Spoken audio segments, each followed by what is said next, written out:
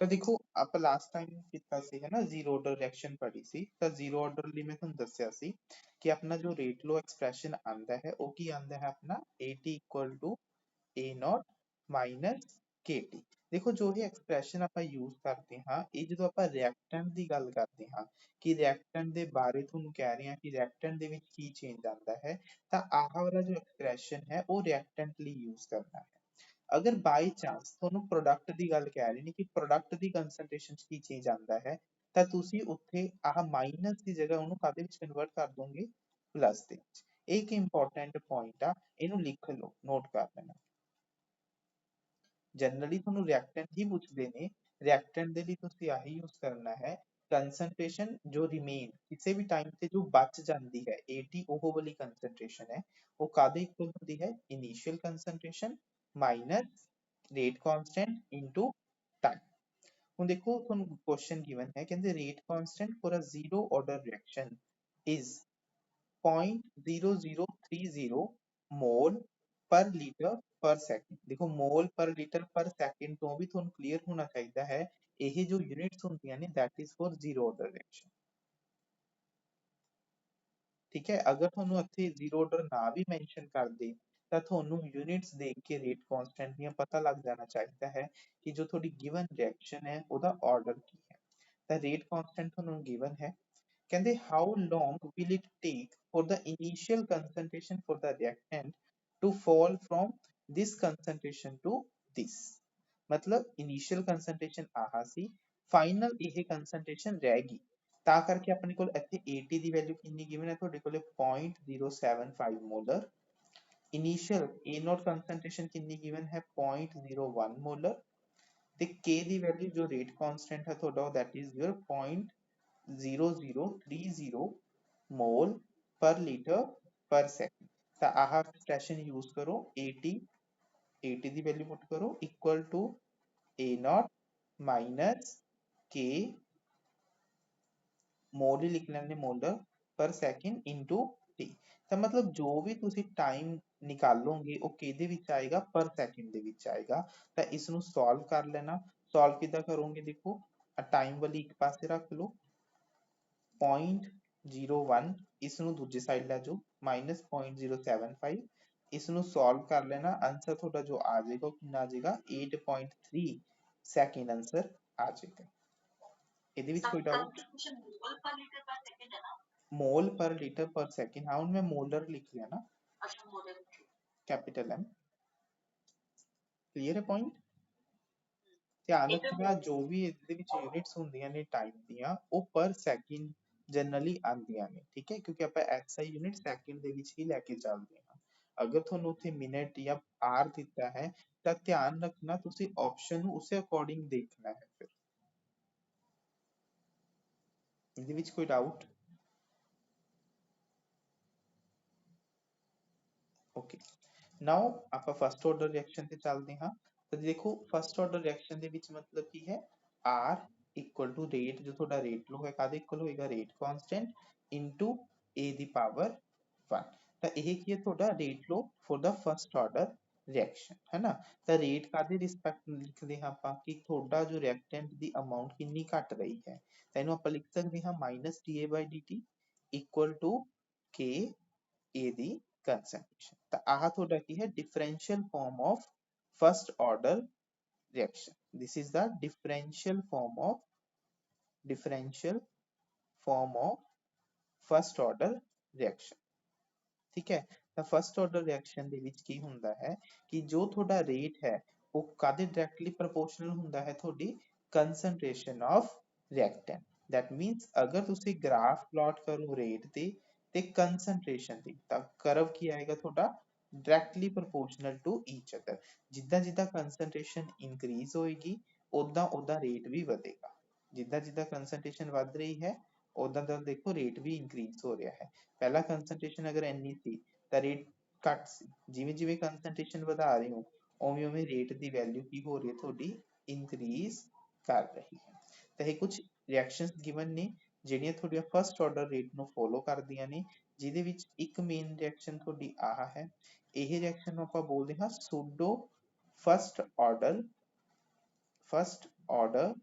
Reaction. ठीक है, ਇਹ ਅੱਗੇ ਪੜਾਂਗੇ ਸੂਡੋ ਫਸਟ ਆਰਡਰ ਰਿਐਕਸ਼ਨ ਦਾ ਮਤਲਬ ਕੀ ਹੈ। ਫॉर द टाइम बीइंग ਤੁਸੀਂ ਇਹਨੂੰ ਨੋਟ ਕਰਕੇ ਰੱਖ ਲਓ।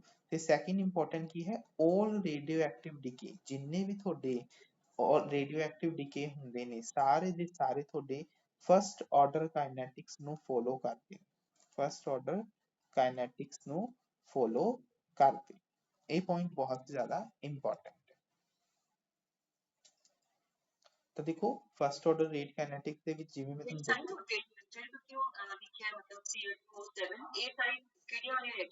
ਫਸਟ ਆਰਡਰ ਸਾਰੀਆਂ ਫਸਟ ਆਰਡਰ ਦੀਆਂ ਹੀ ਐਗਜ਼ਾਮਪਲਸ ਨੇ।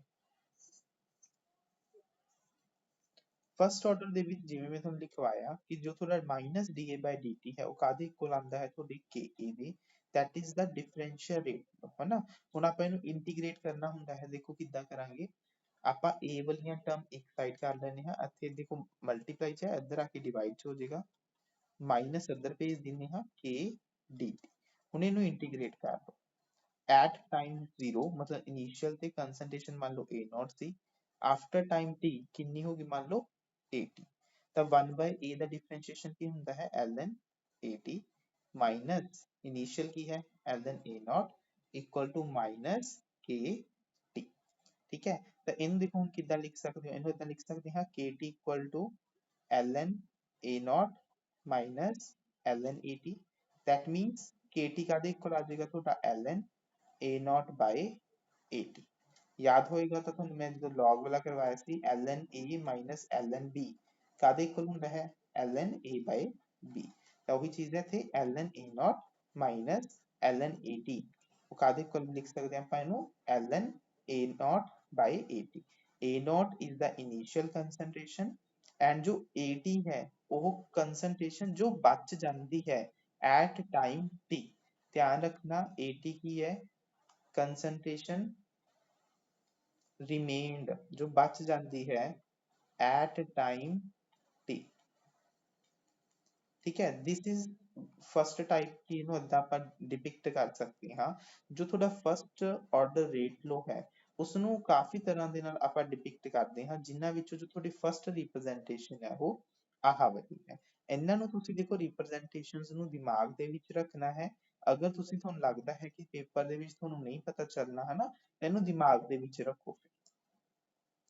ਦੇਖੋ ਜੋ ਗ੍ਰਾਫ ਹੈ, ਦੇਖੋ ਹੁਣ ਆਪਣੇ ਕੋਲ ਕੀ ਆਇਆ ਸੀ, ਤੁਹਾਡੇ ਕੋਲ ਮੈਂ ਪਿਛਲੀ ਇਕੁਏਸ਼ਨ 'ਚ ਕੀ ਲਿਖਵਾਇਆ ਸੀ ln AT ਇਕੁਅਲ ਟੂ, ਆਪਾਂ ਇਹਨੂੰ ਲਿਖ ਸਕਦੇ ਹਾਂ ਨਾ, ਇਸ ਇਕੁਏਸ਼ਨ ਤੋਂ ਕੀ ਬਣ ਜਾਏਗਾ ਤੁਹਾਡਾ, ਨੈਕਸਟ ਇਕੁਏਸ਼ਨ 'ਚ ਲਿਖਦੇ ਹਾਂ ln AT equal to ln A0 minus KT। ਤਾਂ ਅਗਰ ਤੁਸੀਂ ਗ੍ਰਾਫ ਪਲਾਟ ਕਰੋ ln AT ਜਿਹਨੂੰ ਤੁਸੀਂ y ਐਕਸਿਸ ਤੇ ਰੱਖ ਰਹੇ ਹੋ ਵਰਸਸ ਟਾਈਮ, ਟਾਈਮ ਤੁਹਾਡਾ x ਐਕਸਿਸ ਤੇ ਹੈ, ਤਾਂ ਤੁਸੀਂ ਕੰਪੇਅਰ ਕਰ ਸਕਦੇ ਹੋ ਜੋ ਤੁਹਾਡੀ m ਹੈ ਸਲੋਪ ਕਾਹਦੇ ਇਕੁਅਲ ਆਏਗੀ ਮਾਈਨਸ k ਦੇ, ਤੇ ਜੋ ਤੁਹਾਡਾ ਇੰਟਰਸੈਪਟ ਹੈ ਉਹ ਕਾਹਦੇ ਇਕੁਅਲ ਆਏਗਾ ਤੁਹਾਡਾ ln A0, ln A0 ਜੋ ਤੁਹਾਡੀ ਇਨੀਸ਼ੀਅਲ ਕੰਸੈਂਟ੍ਰੇਸ਼ਨ ਹੈ। ਕਿਉਂਕਿ ਸਲੋਪ ਤੁਹਾਡੀ ਨੈਗੇਟਿਵ ਹੈ ਤਾਂ ਕਰਕੇ ਕਰਵ ਤੁਸੀਂ ਕਿੱਦਾਂ ਬਣਾ ਰਹੇ ਹੋ, ਇਸ ਤਰ੍ਹਾਂ ਬਣਾ ਰਹੇ ਹੋ। ਠੀਕ ਹੈ, ਅਗਰ ਤੁਹਾਡੀ ਸਲੋਪ ਪੋਜ਼ਿਟਿਵ ਹੁੰਦੀ ਤਾਂ ਕਰਵ ਤੁਸੀਂ ਏਦਾਂ ਬਣਾਉਂਦੇ, ਕਿਉਂਕਿ ਸਲੋਪ ਤੁਹਾਡੀ ਨੈਗੇਟਿਵ ਹੈ ਤਾਂ ਕਰਕੇ ਕਰਵ ਤੁਹਾਡੀ डिक्रीजिंग कर्व बनती है कि स्टार्टिंग पे टाइम 0 ਤੇ ਕੰਸੈਂਟ੍ਰੇਸ਼ਨ ln A0 ਸੀ, ਜਿੱਦਾਂ ਜਿੱਦਾਂ ਟਾਈਮ ਬੀਤਦਾ ਗਿਆ ਕੰਸੈਂਟ੍ਰੇਸ਼ਨ ਤੁਹਾਡੀ डिक्रीजिंग कर्व ਨੂੰ ਸ਼ੋ ਕਰ ਰਹੀ ਹੈ। ਇੱਥੇ ਤੱਕ ਪੁਆਇੰਟ ਕਲੀਅਰ ਹੈ। ਇਫ ਸਲੋਪ ਕੀ ਹੁੰਦੀ ਤੁਹਾਡੀ ਪੋਜ਼ਿਟਿਵ। क्वेश्चन क्लियर है? ਹਾਂਜੀ ਸਰ, ਜਿਹੜੇ ਤੁਸੀਂ ਆ ਗ੍ਰਾਫ ਉੱਪਰ ਬਣਾਇਆ ਜਿਹੜਾ ਬਲੈਂਕ ਚ, ਇਹ ਜ਼ੀਰੋ ਆਰਡਰ ਨੂੰ ਦੱਸ ਰਿਹਾ? ਨਹੀਂ ਨਹੀਂ, ਜ਼ੀਰੋ ਆਰਡਰ ਦਾ ਨਹੀਂ ਦੱਸ ਰਿਹਾ ਮੈਂ ਤੁਹਾਨੂੰ ਦੱਸ ਜ਼ੀਰੋ ਵਾਲੇ ਨਾਲ ਕੰਪੇਅਰ ਕਰੋ ਮਾੜਾ ਜਿਹਾ। ਜ਼ੀਰੋ ਆਰਡਰ ਦੇ ਵਿੱਚ ਦੇਖੋ ਕਰਵ ਕਿਸ ਵਿੱਚ ਡਰਾ ਕਰ ਰਹੇ ਹੋ ਉਹ ਮੈਟਰ ਕਰਦਾ ਹੈ, ਮਤਲਬ ਤੁਸੀਂ y ਐਕਸਿਸ ਤੇ ਕੀ ਲੈ ਰਹੇ ਹੋ ਤੇ x ਐਕਸਿਸ ਤੇ ਕੀ ਲੈ ਰਹੇ ਹੋ, ਦੈਟ ਮੈਟਰਸ। ਇਹ ਮੈਂ ਤੁਹਾਨੂੰ ਕਰਵ ਜਨਰਲੀ ਦੱਸਿਆ ਹੈ y equal to mx c ਦੇ ਲਈ, ਜਿਹਦੇ ਵਿੱਚ ਤੁਹਾਡਾ ਇੰਟਰਸੈਪਟ ਵੀ ਪੋਜ਼ਿਟਿਵ ਹੈ ਤੇ ਜਿਹਦੇ ਵਿੱਚ ਸਲੋਪ ਵੀ ਪੋਜ਼ਿਟਿਵ ਹੈ। ਉਹਦੇ ਲਈ ਅਗਰ ਤੁਸੀਂ ਕਰਵ ਡਰਾ ਕਰੋਗੇ ਤਾਂ ਉਹ ਏਦਾਂ ਡਰਾ ਹੋਏਗਾ, ਤੁਹਾਡਾ ਇਨਕਰੀਜ਼ਿੰਗ ਕਰਵ ਆਏਗਾ। ਠੀਕ ਹੈ, ਮੈਂ ਜਨਰਲ ਕਰਵ ਦੱਸਿਆ ਹੈ ਇਹ ਵਾਲਾ। ਕਰਵ ਜਦੋਂ ਵੀ ਤੁਸੀਂ ਡਰਾ ਕਰਦੇ ਹੋ ਉਹ ਵੈਰੀ ਕਰਦਾ ਹੈ, ਡਿਪੈਂਡ ਕਰਦਾ ਹੈ ਕਿ ਤੁਸੀਂ y ਐਕਸਿਸ ਤੇ ਕੀ ਰੱਖ ਰਹੇ ਹੋ ਤੇ ਤੁਹਾਡਾ x ਐਕਸਿਸ ਤੇ ਕੀ ਪਿਆ ਹੈ। ਠੀਕ ਹੈ, देखो एक ਹੁਣ ਮੈਂ ਤੁਹਾਨੂੰ ਲਾਸਟ ਟਾਈਮ ਇਕੁਏਸ਼ਨ ਕੀ ਲਿਖਵਾਈ ਸੀ ਉਹਦੇ ਵਿੱਚ ln a naught by at equal to kt। अगर इन्हों नेचुरल लॉग, ये तो नेचुरल लॉग है ना, अगर टू द बेस 10 कन्वर्ट करना है तो आप इन्हों इदां लिख सकते हैं ना 2.303 ਨਾਲ ਮਲਟੀਪਲਾਈ ਕਰਕੇ। ਤਾਂ ਇਹ ਵੀ ਇੱਕ ਇਹਦੀ ਫਾਰਮ ਹੈ ਜਿਹਦੇ ਵਿੱਚ ਆਪਾਂ ਇਹਨੂੰ ਜਨਰਲੀ ਕਿਵੇਂ ਲਿਖਦੇ ਹਾਂ k equal to 2.303 by t log a naught by at। Clear है पॉइंट। ਨੈਕਸਟ ਇੰਪੋਰਟੈਂਟ ਪੁਆਇੰਟ ਕੀ ਹੈ ਕਿ ਦੇਖੋ ਆਹ ਵਾਲੀ ਚੀਜ਼ ਹੈ ਨਾ, ਤਾਂ ਇੱਥੇ ਇਹਨੂੰ ਆਪਾਂ ਕੀ ਲਿਖ ਸਕਦੇ ਹਾਂ a0 by at। ਇੱਥੇ ਬੇਸ ਕੀ ਹੈ e, ਤਾਂ ਇਹ ਕੀ ਬਣ ਜਾਂਦਾ ਹੈ e ਦੀ ਪਾਵਰ kt। ਜੋ ਵੀ ਅਗਰ ਤੁਸੀਂ ਨੈਚੁਰਲ ਲੌਗ ਨੂੰ ਇੱਥੇ ਹਟਾਣਾ ਹੈ ਤਾਂ ਜੋ ਵੀ ਤੁਹਾਡੇ ਰਾਈਟ ਸਾਈਡ ਤੇ ਹੁੰਦਾ ਹੈ ਉਹ ਕੀ ਬਣ ਜਾਂਦਾ ਹੈ, ਤੁਹਾਡੀ ਜੋ ਬੇਸ ਹੈ ਉਹਦੀ ਪਾਵਰ ਬਣ ਜਾਂਦਾ ਹੈ। ਕਿਉਂਕਿ ਇੱਥੇ ਬੇਸ ਤੁਹਾਡੀ e ਸੀ ਤਾਂ ਇੱਥੇ ਕੀ ਬਣ ਗਿਆ e ਦੀ ਪਾਵਰ kt। ਤਾਂ ਅਗਰ ਤੁਸੀਂ ਇਹਨੂੰ ਰੈਸਿਪਰੋਕੇਟ ਕਰ ਦੋ ਤਾਂ ਇਹਨੂੰ ਤੁਸੀਂ ਇਦਾਂ ਲਿਖ ਸਕਦੇ ਹੋ e ਦੀ ਪਾਵਰ ਮਾਈਨਸ kt। ਤਾਂ ਇੱਥੇ ਐਕਸਪ੍ਰੈਸ਼ਨ ਕੀ ਬਣ ਜਾਏਗਾ a0 ਨੂੰ ਤੁਸੀਂ ਇੱਧਰ ਮਲਟੀਪਲਾਈ ਕਰ ਦੋ at equal to a0 e ਦੀ ਪਾਵਰ ਮਾਈਨਸ kt, ਜਿਹਨੂੰ ਆਪਾਂ ਵਿਲਹੈਮੀ ਇਕੁਏਸ਼ਨ ਬੋਲਦੇ ਹਾਂ। ਤਾਂ ਇਹ ਜਿੰਨੀਆਂ ਵੀ ਮੈਂ ਤੁਹਾਨੂੰ ਦੱਸੀਆਂ ਨੇ ਸਾਰੀਆਂ ਹੀ ਤੁਹਾਡੀਆਂ ਫਰਸਟ ਆਰਡਰ ਦੀਆਂ ਇੰਟੀਗ੍ਰੇਟਡ ਰੇਟ ਲੋ ਐਕਸਪ੍ਰੈਸ਼ਨ ਨੇ ਡਿਫਰੈਂਟ ਫਾਰਮ ਦੇ ਵਿੱਚ, ਠੀਕ ਹੈ। ਤਾਂ ਇਹ ਐਕਸਪ੍ਰੈਸ਼ਨ ਜੋ ਤੁਹਾਨੂੰ ਕੀ ਦੱਸ ਰਿਹਾ ਹੈ ਕਿ ਵਿਦ ਟਾਈਮ ਜੋ ਤੁਹਾਡੇ ਕੰਸੈਂਟ੍ਰੇਸ਼ਨ ਹੈ reactant the for first order reaction ਉਹ ਕੀ ਕਰ ਰਹੀ ਹੈ, ਘਟ ਰਹੀ ਹੈ ਐਕਸਪੋਨੈਂਸ਼ੀਅਲੀ। decrease in concentration of reactant exponentially। exponentially ਤੁਹਾਡਾ decrease ਹੋ ਰਿਹਾ ਹੈ concentration ਦੇ ਵਿੱਚ for first order reaction। point clear है। ਤਾਂ ਕਰਕੇ ਕਰਵ ਆਪਾਂ ਕੀ ਦਿਖਾਇਆ ਹੈ decreasing, ਉਹ ਵੀ exponentially। ਦੇਖੋ ਇੱਕ decreasing curve ਕੀ ਹੁੰਦਾ ਹੈ, ਤੁਸੀਂ ਸਿੱਧਾ ਐ ਡਰਾ ਕਰ ਦਿੰਦੇ ਹੋ ਤਾਂ ਇਹ ਹੁੰਦਾ ਹੈ state। ਮਤਲਬ ਜਦੋਂ ਤੁਹਾਡੀ line y equal to mx plus c type ਹੁੰਦੀ ਹੈ ਉਹਦੇ ਵਿੱਚ ਕੋਈ ਕਰਵ ਨਹੀਂ ਹੁੰਦਾ, ਪਰ ਜਦੋਂ ਉਹ exponentially decrease ਕਰਦਾ ਹੈ ਤਾਂ ਤੁਸੀਂ ਥੋੜਾ ਜਿਹਾ ਉਹਨੂੰ ਕਰਵ wavy curve draw ਕਰਕੇ ਦਿਖਾਣਾ। is it clear। ਸਾਈਨ ਜਿਹੜਾ 80 ਜਿਹੜਾ ਆਪਾਂ ਗ੍ਰਾਫ ਨੂੰ ਕੀਤਾ ਹੈ ਐਕਸਪੋਨੈਂਸ਼ੀਅਲ ਵਾਲਾ y ਐਕਸਿਸ ਤੇ 80 ਤੇ x ਐਕਸਿਸ ਤੇ t ਹੈ ਨਾ, ਹਾਂਜੀ ਤੇ ਆਪ ਪਰ l के नीचे आ रहा है वैसे ही आप ही है कर्व के ऊपर डॉट ਜਾਂ ਕੀ ਚੀਜ਼ है। हाँ ये तो वैसे ही लिखा गया। अच्छा टिक लग गई नहीं वैसे। क्लियर है पॉइंट। ਤਾਂ ਇਹ ਜਿੰਨੀਆਂ ਵੀ ਆਪਾਂ ਕੀਤੀਆਂ ਸੀ ਸਾਰੀਆਂ ਡਿਫਰੈਂਟ ਫਾਰਮਸ ਨੇ ਤੁਹਾਡੇ ਫਸਟ ਆਰਡਰ ਰੇਟ ਲੋ ਦੇ, ਠੀਕ ਹੈ।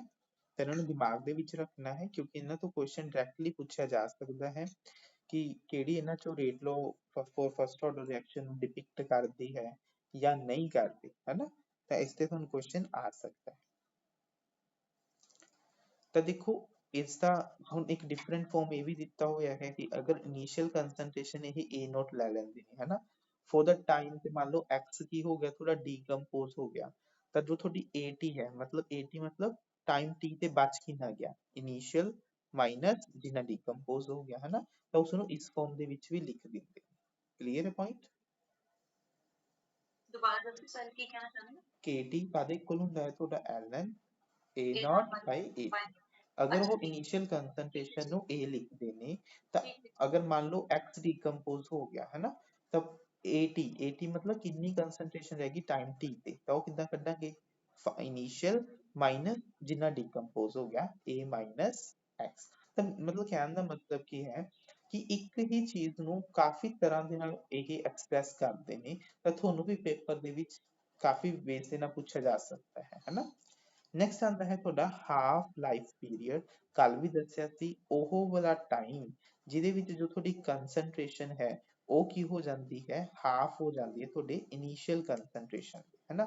ਤਾਂ ਜੋ ਵੀ ਐਕਸਪ੍ਰੈਸ਼ਨ ਲੈ ਰਹੇ ਹੋ, ਮੰਨ ਲਓ ਤੁਸੀਂ ਆਹੀ ਐਕਸਪ੍ਰੈਸ਼ਨ ਲੈ ਲਓ, ਇਸ ਐਕਸਪ੍ਰੈਸ਼ਨ ਦੇ ਵਿੱਚ t ਨੂੰ t ਹਾਫ ਪੁੱਟ ਕਰ ਦੋ ਤੇ at ਦੀ ਵੈਲਿਊ a0 by 2 ਪੁੱਟ ਕਰ ਦੋ, ਤਾਂ ਤੁਹਾਨੂੰ ਮਿਲ ਜੇਗਾ ਕਿ ਜੋ ਤੁਹਾਡਾ t ਹਾਫ ਹੈ ਉਹ ਕਾਹਦੇ ਇਕੁਅਲ ਆ ਜਾਏਗਾ ਤੁਹਾਡਾ ln by k। ln the value ਕਿੰਨੀ ਹੁੰਦੀ ਹੈ 0.693 by k। ਤਾਂ ਤੁਸੀਂ ਇੱਥੋਂ ਆਬਜ਼ਰਵ ਕਰ ਰਹੇ ਹੋਵੋਗੇ ਕਿ ਜੋ ਤੁਹਾਡਾ t ਹਾਫ ਹੈ, ਹਾਫ ਆਰਡਰ ਹੈ, ਹਾਫ ਲਾਈਫ ਟਾਈਮ ਹੈ, ਉਹ ਇੱਕ ਕਾਂਸਟੈਂਟ ਹੈ, k ਵੀ ਕਾਂਸਟੈਂਟ ਹੈ, ਉੱਪਰ ਵਾਲੀ ਚੀਜ਼ ਵੀ ਕਾਂਸਟੈਂਟ ਹੈ। ਉਹ ਕੀ ਹੈ ਤੁਹਾਡੇ ਇੰਡੀਪੈਂਡੈਂਟ ਹੈ initial ਕੰਸੈਂਟ੍ਰੇਸ਼ਨ the. independent of initial concentration of reactant। reactant ਤੇ ਤੁਹਾਡਾ T half depend ਨਹੀਂ ਕਰਦਾ for first order reaction, for first order reaction। ਇੱਕ ਜਨਰਲ ਚੀਜ਼ ਦੱਸ ਰਿਹਾ ਹਾਂ ਕਿ ਜੋ ਤੁਹਾਡਾ T half ਹੁੰਦਾ ਹੈ that is inversely proportional to initial concentration of the reactant raised to power n minus 1, where n represent the order of reaction।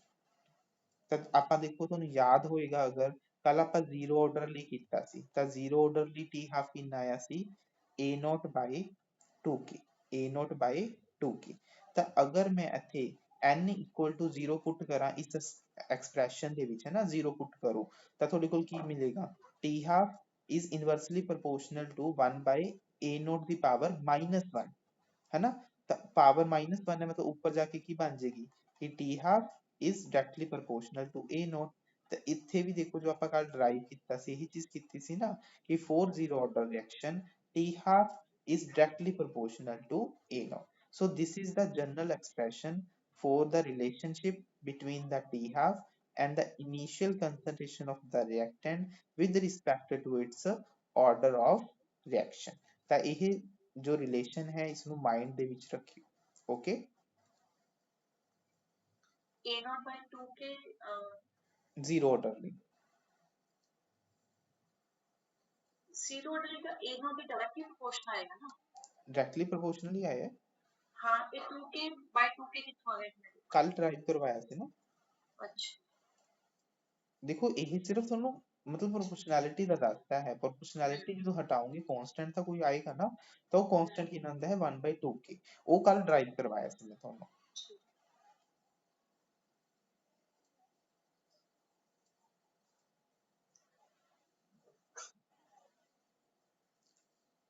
Next देखो जो ਤੁਹਾਨੂੰ ਦਿੱਤਾ ਹੋਇਆ ਹੈ time for 3/4 of the reaction. Time for 3/4 of the reaction ਦਾ ਮਤਲਬ ਕੀ ਹੈ ਕਿ ਇੰਨੀ ਰਿਐਕਸ਼ਨ ਤੁਹਾਡੀ ਕੰਪਲੀਟ ਹੋ ਚੁੱਕੀ ਹੈ। ਇੰਨੀ ਰਿਐਕਸ਼ਨ ਤੁਹਾਡੀ ਕੀ ਹੈ ਕੰਪਲੀਟ ਹੋ ਚੁੱਕੀ ਹੈ मतलब बच कितनी गई रिमेनिंग रिएक्शन कितनी बच गई 1/4 है ना। दैट मींस जो ਤੁਸੀਂ 80 ਲਓਗੇ ਉਹ ਕਿੰਨਾ ਲਓਗੇ ਇਨੀਸ਼ੀਅਲ ਕੰਸੰਟ੍ਰੇਸ਼ਨ ਦਾ ਚੌਥਾ ਹਿੱਸਾ ਬਚ ਗਿਆ ਹੈ ਜੋ 3/4 ਹਿੱਸਾ ਹੈ ਉਹ ਆਲਰੇਡੀ ਰਿਐਕਸ਼ਨ ਦੇ ਵਿੱਚ ਕੰਜ਼ਿਊਮ ਹੋ ਚੁੱਕਿਆ ਹੈ। ਤਾਂ ਜੋ 80 ਹੁੰਦਾ ਹੈ ਮਤਲਬ ਕਿੰਨਾ ਬਚ ਗਿਆ ਉਹ a naught by 4। ਤਾਂ ਜੋ ਤੁਹਾਡਾ ਐਕਸਪ੍ਰੈਸ਼ਨ ਹੈ kT 3/4 ਲਿਖ ਦੋ ਕਾਦੇ ਇਕੁਅਲ ਹੈ ln a naught by 80। 80 the value ਕਿੰਨੀ ਹੈ a naught by 4। ਤਾਂ ਦੇਖੋ a naught ਨਾਲ a naught ਕੈਂਸਲ ਤਾਂ ਤੁਹਾਡੇ ਕੋਲ ਕੀ ਆ ਜਾਏਗਾ k t4 equal to ln 4।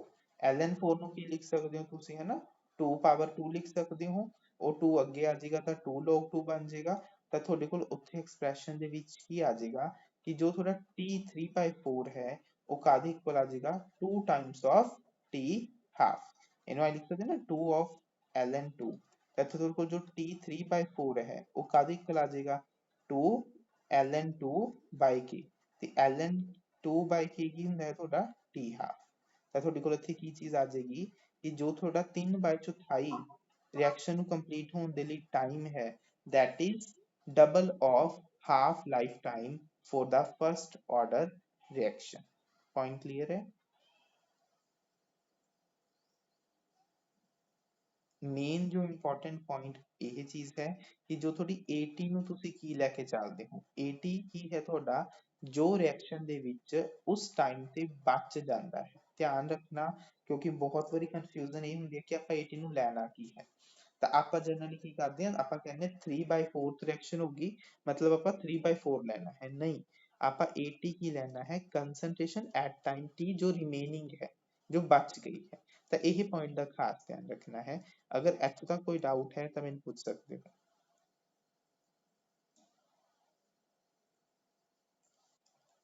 Next point है amount of reactant left after n half life times in first order reaction। देखो ਤੁਹਾਨੂੰ ਪਤਾ ਹੈ ਅਗਰ ਇੱਕ ਹਾਫ ਲਾਈਫ ਹੁੰਦੀ ਹੈ ਤਾਂ ਇੱਕ ਹਾਫ ਲਾਈਫ ਤੋਂ ਬਾਅਦ ਕੰਸੰਟ੍ਰੇਸ਼ਨ ਕਿੰਨੀ ਰਹਿ ਜਾਂਦੀ ਹੈ ਹਾਫ ਰਹਿ ਜਾਂਦੀ ਹੈ a naught by 2। ਅਗਰ ਦੂਸਰੀ ਹਾਫ ਲਾਈਫ ਹੋ ਜੇ ਤਾਂ ਹੁਣ ਆਪਣੀ ਕੰਸੰਟ੍ਰੇਸ਼ਨ ਕਿੰਨੀ ਹੈ a naught by 2। ਤਾਂ ਦੂਸਰੀ ਹਾਫ ਲਾਈਫ ਤੋਂ ਬਾਅਦ ਇਹਦਾ ਹਾਫ ਰਹਿ ਜਾਏਗਾ, that means half of a naught by 2 ਰਹਿ ਜਾਏਗਾ। ਤੇ ਇਹਨੂੰ ਆਪਾਂ ਇਹ ਲਿਖ ਸਕਦੇ ਹਾਂ a naught by 2 the power 2, ਮਤਲਬ ਇੰਨੀ ਕੰਸੈਂਟ੍ਰੇਸ਼ਨ ਰਹਿ ਗਈ ਹੈ। ਨੈਕਸਟ ਅਗਰ ਆਪਾਂ ਥਰਡ ਹਾਫ ਲਾਈਫ ਦੀ ਗੱਲ ਕਰੀਏ ਤਾਂ ਉਹ ਕਿੰਨੀ ਰਹਿ ਜਾਏਗੀ, ਹਾਫ ਆਫ ਜੋ ਤੁਹਾਡੀ ਕੰਸੈਂਟ੍ਰੇਸ਼ਨ ਸੀ, ਕੰਸੈਂਟ੍ਰੇਸ਼ਨ ਕਿੰਨੀ ਰਹਿ ਗਈ ਸੀ ਪਿਛਲੇ ਸਟੈਪ ਦੇ ਵਿੱਚ, ਇੰਨੀ। ਤਾਂ ਇਹਨੂੰ ਆਪਾਂ ਇਹ ਲਿਖ ਸਕਦੇ ਹਾਂ a naught by 2 ਕਿਊਬ, है ना। इसी तरह after n half life times, मतलब अगर थोड़ी n हाफ लाइफ पूरियां हो जांदियां ने ਤਾਂ ਉਹ ਤੋਂ ਬਾਅਦ ਰਿਐਕਸ਼ਨ ਕਿੰਨੀ ਰਹਿ ਜਾਂਦੀ ਹੈ, ਕਿੰਨਾ ਰਿਐਕਟੈਂਟ ਰਹਿ ਜਾਂਦਾ ਹੈ ਤੁਹਾਡਾ a naught by 2 power n, a naught by 2 power n। ਇੱਕ ਇੱਕ ਕੁਐਸਚਨ ਦੇ ਨਾਲ ਆਪਾਂ ਇਸ ਨੂੰ ਸਮਝਦੇ ਹਾਂ ਕਿ ਮੰਨ ਲਓ ਕਹਿੰਦੇ ਫਸਟ ਆਰਡਰ ਰਿਐਕਸ਼ਨ ਹੈ, ਉਹਦੀ ਹਾਫ ਲਾਈਫ ਕਿੰਨੀ ਹੈ ਤੁਹਾਡੀ 10 ਮਿੰਟ, ਕਿੰਨੀ ਹੈ 10 ਮਿੰਟ। ਤਾਂ ਅਗਰ ਤੁਹਾਨੂੰ ਪੁੱਛਦੇ ਨੇ ਕਿ 60 ਮਿੰਟ ਬਾਅਦ 60 ਮਿੰਟ ਬਾਅਦ ਕਿੰਨਾ ਰਿਐਕਟੈਂਟ ਬਚ ਜਾਂਦਾ ਹੈ, ਤਾਂ ਤੁਸੀਂ ਦੇਖੋ ਅਗਰ ਇੱਕ ਹਾਫ ਲਾਈਫ ਤੁਹਾਡੀ 10 ਮਿੰਟ ਦੀ ਹੈ ਤਾਂ that means 60 ਮਿੰਟਾਂ ਦੇ ਵਿੱਚ ਉਹਦੀ ਕਿੰਨੀਆਂ ਹਾਫ ਲਾਈਫ ਹੋ ਗਈਆਂ, 6। ਅਗਰ ਇੱਕ ਹਾਫ ਲਾਈਫ ਤੁਹਾਡੀ 10 ਮਿੰਟ ਦੀ ਹੈ ਤਾਂ 60 ਮਿੰਟ ਦੇ ਵਿੱਚ ਮਤਲਬ ਉਹਨੇ 6 ਹਾਫ ਲਾਈਫ ਹੋ ਗਈਆਂ, ਤਾਂ ਮਤਲਬ n ਕਿੰਨਾ ਆ ਗਿਆ 6। ਤਾਂ ਆਪਾਂ ਨੂੰ ਪਤਾ ਹੈ ਫਾਰਮੂਲਾ ਕੀ ਹੁੰਦਾ ਹੈ a naught by 2 power n, n ਕਿੰਨਾ ਹੈ 6। ਤੇ ਇਹਨੂੰ ਸੋਲਵ ਕਰ ਲਓ, ਕਿੰਨਾ ਆ ਜਾਏਗਾ a naught by 64, that means after 60 minute, 60 minute मतलब आफ्टर 6 हाफ लाइफ के बाद जो कंसंट्रेशन रिएक्टेंट दी कितनी रह जाएगी 1/64 of initial concentration, 1/64 of initial concentration. Clear है पॉइंट? की पॉइंट नहीं समझ आए, देखो देखो क्वेश्चन है ਤੁਹਾਨੂੰ गिवन कि ਇੱਕ ਹਾਫ ਲਾਈਫ ਫਸਟ ਆਰਡਰ ਦੀ 10 ਮਿੰਟ ਹੈ ਨਾ। ਤਾਂ 10 ਮਿੰਟ ਬਾਅਦ ਮਤਲਬ ਉਹ ਅੱਧਾ ਰਹਿ ਜਾਂਦਾ ਹੈ, ਹਾਫ ਰਹਿ ਜਾਂਦਾ ਹੈ ਨਾ। ਤਾਂ ਤੁਹਾਨੂੰ ਪੁੱਛ ਰਹੇ ਨੇ 60 ਮਿੰਟਾਂ ਬਾਅਦ ਉਹ ਕਿੰਨਾ ਰਹੇਗਾ। ਤਾਂ ਦੇਖੋ 10 ਮਿੰਟ ਦੇ ਵਿੱਚ ਇੱਕ ਹਾਫ ਲਾਈਫ ਕੰਪਲੀਟ ਕਰਦਾ ਹੈ, ਤਾਂ 60 ਮਿੰਟਾਂ ਦੇ ਵਿੱਚ ਕਿੰਨੀਆਂ ਹਾਫ ਲਾਈਫਸ ਹੋ ਗਈਆਂ 6, है ना। तो 6 हाफ लाइफ्स मतलब n कितना आ गया ਤੁਹਾਡਾ 6।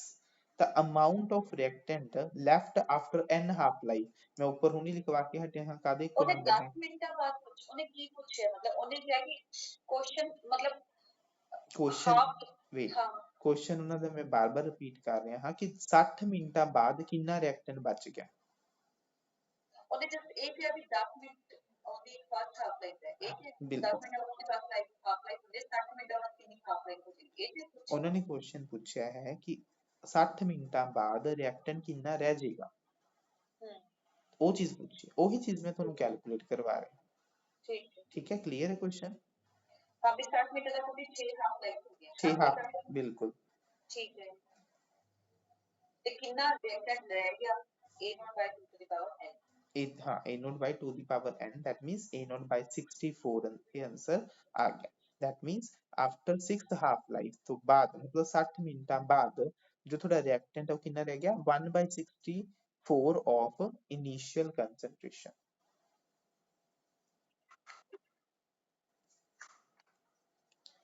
क्वेश्चन है ਤੁਹਾਨੂੰ ਕਹਿੰਦੀ ਇੱਕ ਫਸਟ ਆਰਡਰ ਰਿਐਕਸ਼ਨ ਹੈ, ਉਹਦਾ ਰੇਟ ਕਾਂਸਟੈਂਟ ਆਹ ਹੈ। देखो रेट कांस्टेंट में फिर एक चीज फिर बार बार रिमाइंड करवाना है कि रेट कांस्टेंट देखो यूनिट की है पर सेकंड, ते पर सेकंड किदी किस ऑर्डर ਲਈ ਹੁੰਦੀ ਹੈ ਫਸਟ ਆਰਡਰ ਲਈ। ਅਗਰ ਮੰਨ ਲਓ ਕਿ ਤੁਹਾਨੂੰ ਫਸਟ ਆਰਡਰ ਨਾ ਵੀ ਮੈਂਸ਼ਨ ਹੁੰਦਾ ਤਾਂ ਰੇਟ ਕਾਂਸਟੈਂਟ ਦੀ ਯੂਨਿਟ ਦੇਖ ਕੇ ਤੁਹਾਨੂੰ ਪਤਾ ਚੱਲ ਜਾਣਾ ਚਾਹੀਦਾ ਹੈ ਕਿ ਉਹ ਕਿਸ ਆਰਡਰ ਦੀ ਗੱਲ ਕਰ ਰਹੇ ਨੇ, ਤੇ ਜਿਸ ਆਰਡਰ ਦੀ ਉਹ ਗੱਲ ਕਰਨਗੇ ਉਸੇ ਅਕੋਰਡਿੰਗ ਤੁਸੀਂ ਰੇਟ ਲਓ ਉਥੇ ਯੂਜ਼ ਕਰੋ। ਤਾਂ ਕਹਿੰਦੇ ਹਾਫ ਲਾਈਫ ਪਤਾ ਕਰੋ, ਤਾਂ ਹਾਫ ਲਾਈਫ ਤੁਹਾਨੂੰ ਪਤਾ ਹੈ ਕਾਹਦੇ ਇਕੁਅਲ ਹੁੰਦੀ ਹੈ ਤੁਹਾਡੀ 0.693 ਬਾਈ k। ਤਾਂ k ਦੀ ਵੈਲਿਊ ਪੁੱਟ ਕਰਕੇ ਇਹਨੂੰ ਸੋਲਵ ਕਰ ਦੇਣਾ, ਜੋ ਵੀ ਆਂਸਰ ਆਏਗਾ that will be your t half for the first order reaction। ਤਾਂ ਹੁਣ ਦੇਖੋ ਇਹ ਤਾਂ ਹੀ ਲਗਾਉਂਗੇ, ਪਹਿਲੀ ਗੱਲ ਤੁਹਾਨੂੰ ਪਤਾ ਹੋਣਾ ਚਾਹੀਦੀ ਹੈ ਫਸਟ ਆਰਡਰ ਦੀ ਗੱਲ ਹੋ ਰਹੀ ਹੈ। ਦੂਸਰਾ ਪੁਆਇੰਟ ਤੁਹਾਨੂੰ t half ਲਰਨ ਹੋਣਾ ਚਾਹੀਦਾ ਹੈ, ਅਗਰ ਲਰਨ ਨਹੀਂ ਹੈ ਫਿਰ ਤੁਹਾਨੂੰ ਡਰਾਈਵ ਕਰਨਾ ਪਏਗਾ, ਹਨਾ। ਤਾਂ ਇਹ ਪੁਆਇੰਟ ਦਾ ਖਾਸ ਧਿਆਨ ਰੱਖਿਓ ਕਿ ਦੋਨੋਂ ਸਿਲੇਬਸ ਦੇ ਵਿੱਚ ਦੋ ਹੀ ਆਰਡਰ ਨੇ, ਜ਼ੀਰੋ ਆਰਡਰ ਤੇ ਫਸਟ ਆਰਡਰ। ਤਾਂ ਇਹਨਾਂ ਦੇ ਐਕਸਪ੍ਰੈਸ਼ਨ ਡਿਫਰੈਂਸ਼ੀਅਲ, ਇੰਟੀਗ੍ਰੇਟਰ ਰੇਟ ਲਾਅ ਤੇ ਟੀ ਹਾਫ ਇਹ ਤੁਹਾਨੂੰ ਟਿਪਸ ਤੇ ਹੋਣੇ ਚਾਹੀਦੇ ਨੇ। ਨੈਕਸਟ ਕੁਐਸਚਨ ਕਹਿੰਦੀ ਇੱਕ ਫਸਟ ਆਰਡਰ ਰਿਐਕਸ਼ਨ ਹੈ ਉਹ 40% ਕੰਪਲੀਟ ਹੋ ਰਹੀ ਹੈ 50 ਮਿੰਟ ਦੇ ਵਿੱਚ, 40 ਮਿੰਟਸ मतलब 50 ਮਿੰਟ ਦੇ ਵਿੱਚ 40% ਕੰਪਲੀਟ ਹੋ ਰਹੀ ਹੈ। ਠੀਕ ਹੈ, ਤਾਂ ਆਪਾਂ ਫਸਟ ਆਫ ਆਲ ਕਹਿੰਦੇ ਕੈਲਕੂਲੇਟ ਕਰੋ ਰੇਟ ਕਾਂਸਟੈਂਟ। ਤਾਂ ਆਪਣੇ ਕੋਲ ਫਾਰਮੂਲਾ ਕੀ ਹੁੰਦਾ ਹੈ, KT is equal to KT is equal to 2.303 log A0 by AT, है ना। ਤਾਂ AT ਕਿੰਨਾ ਹੈ, AT मतलब ਜਿੰਨਾ ਬਚ ਗਿਆ, 40% ਕੰਪਲੀਟ ਹੋ ਗਈ ਹੈ ਤੁਹਾਡੀ, है ना, ਬਚ ਕਿੰਨੀ ਗਈ 60% ਕਾਹਦਾ, ਇਨੀਸ਼ੀਅਲ ਦਾ। ਤਾਂ AT ਕਿੰਨਾ ਹੈ ਤੁਹਾਡਾ 60% ਆਫ A0, है ना। ਟਾਈਮ ਤੁਹਾਨੂੰ ਦਿੱਤਾ ਹੋਇਆ ਹੈ, K ਕੱਢ ਲਓ। ਤਾਂ K ਕਾਹਦੇ ਇਕੁਅਲ ਆ ਜਾਏਗਾ 2.303 by 50। ਧਿਆਨ ਰੱਖਣਾ ਜੋ ਵੀ ਤੁਹਾਡਾ ਆਨਸਰ ਆਏਗਾ ਉਹ ਮਿੰਟ ਚ ਆਏਗਾ, ਕਿਉਂਕਿ ਹੁਣ ਇੱਥੇ ਤੁਹਾਡਾ ਟਾਈਮ ਡਿਵਾਈਡ ਦੇ ਵਿੱਚ ਹੈ, ਤਾਂ ਜੋ ਵੀ K ਦੀ ਵੈਲਿਊ ਆਏਗੀ ਉਹ ਕੀ ਆਏਗੀ, ਪਰ ਮਿੰਟ ਆਏਗੀ। ਤਾਂ ਇੱਥੇ ਲਿਖੋ log A0 by AT ਦੀ ਵੈਲਿਊ ਕਿੰਨੀ ਹੈ 60 A0 by 100। A0 ਨਾਲ A0 ਕੈਂਸਲ, ਤਾਂ ਦੇਖੋ 0 ਦੇ ਨਾਲ 0 ਕੈਂਸਲ, ਤਾਂ ਕਾਹਦੇ ਇਕੁਅਲ ਬਣ ਜਾਏਗਾ ਇਹ log 10 by 6। ਤਾਂ ਜਦੋਂ ਤੁਸੀਂ ਇਸ ਨੂੰ ਸੋਲਵ ਕਰ ਲਓਗੇ ਤਾਂ ਜੋ ਤੁਹਾਡੀ K ਦੀ ਵੈਲਿਊ ਆਏਗੀ ਉਹ ਕਿੰਨੀ ਆ ਜਾਏਗੀ ਤੁਹਾਡੇ ਕੋਲ, ਇਸ ਵੈਲਿਊ ਦੇ ਇਕੁਅਲ ਆ ਜਾਏਗੀ। ਤੇ ਯੂਨਿਟਸ ਕੀ ਆਣਗੀਆਂ ਉਸਦੀਆਂ, ਪਰ ਮਿੰਟ, ਪਰ ਮਿੰਟ। ਅਗਰ ਮੰਨ ਲਓ ਤੁਹਾਡੇ ਕੋਲ ਉੱਥੇ ਕੈਲਕੂਲੇਟਰ ਦੇਖੋ ਨਾ ਅਲਾਉਡ ਹੀ ਨਹੀਂ ਹੋਣਾ, ਤੁਸੀਂ ਕਿੱਦਾਂ ਕੈਲਕੂਲੇਟ ਕਰੋਗੇ log ਦੀ ਵੈਲਿਊ। ਤਾਂ ਦੇਖੋ log ਕਿੰਨੀ ਆਈ ਹੈ ਤੁਹਾਡੇ ਕੋਲ 10 by 6, ਹੈ ਨਾ। ਤਾਂ ਇਸ ਨੂੰ ਥੋੜਾ ਸਿੰਪਲੀਫਾਈ ਕਰ ਲੈਣੇ, ਕਿੰਨਾ ਬਣ ਜਾਏਗਾ ਇਹ 5 by 3। ਤਾਂ log a by b ਕਾਹਦੇ ਇਕੁਅਲ ਹੁੰਦਾ ਹੈ, log a minus log b। log 5 the value ਮੈਂ ਤੁਹਾਨੂੰ ਸਿਖਾਈ ਸੀ 0.7, log 3 ਦੀ ਵੈਲਿਊ ਕਿੰਨੀ ਹੁੰਦੀ ਮੈਂ ਤੁਹਾਨੂੰ ਦੱਸੀ ਸੀ, ਯਾਦ ਹੈ ਕਿ ਨਹੀਂ, 0.47। ਤਾਂ ਇਹਨੂੰ ਮਾਈਨਸ ਕਰ ਲਓ, ਕਿੰਨਾ ਆ ਜਾਏਗਾ 0.23। ਠੀਕ ਹੈ, ਤਾਂ log 5 by 3 ਜਾਂ 10 by 6 ਜੋ ਵੀ ਹੈ ਉਹਦੀ ਵੈਲਿਊ ਕਿੰਨੀ ਆ ਗਈ 0.23। इज इट फाइन,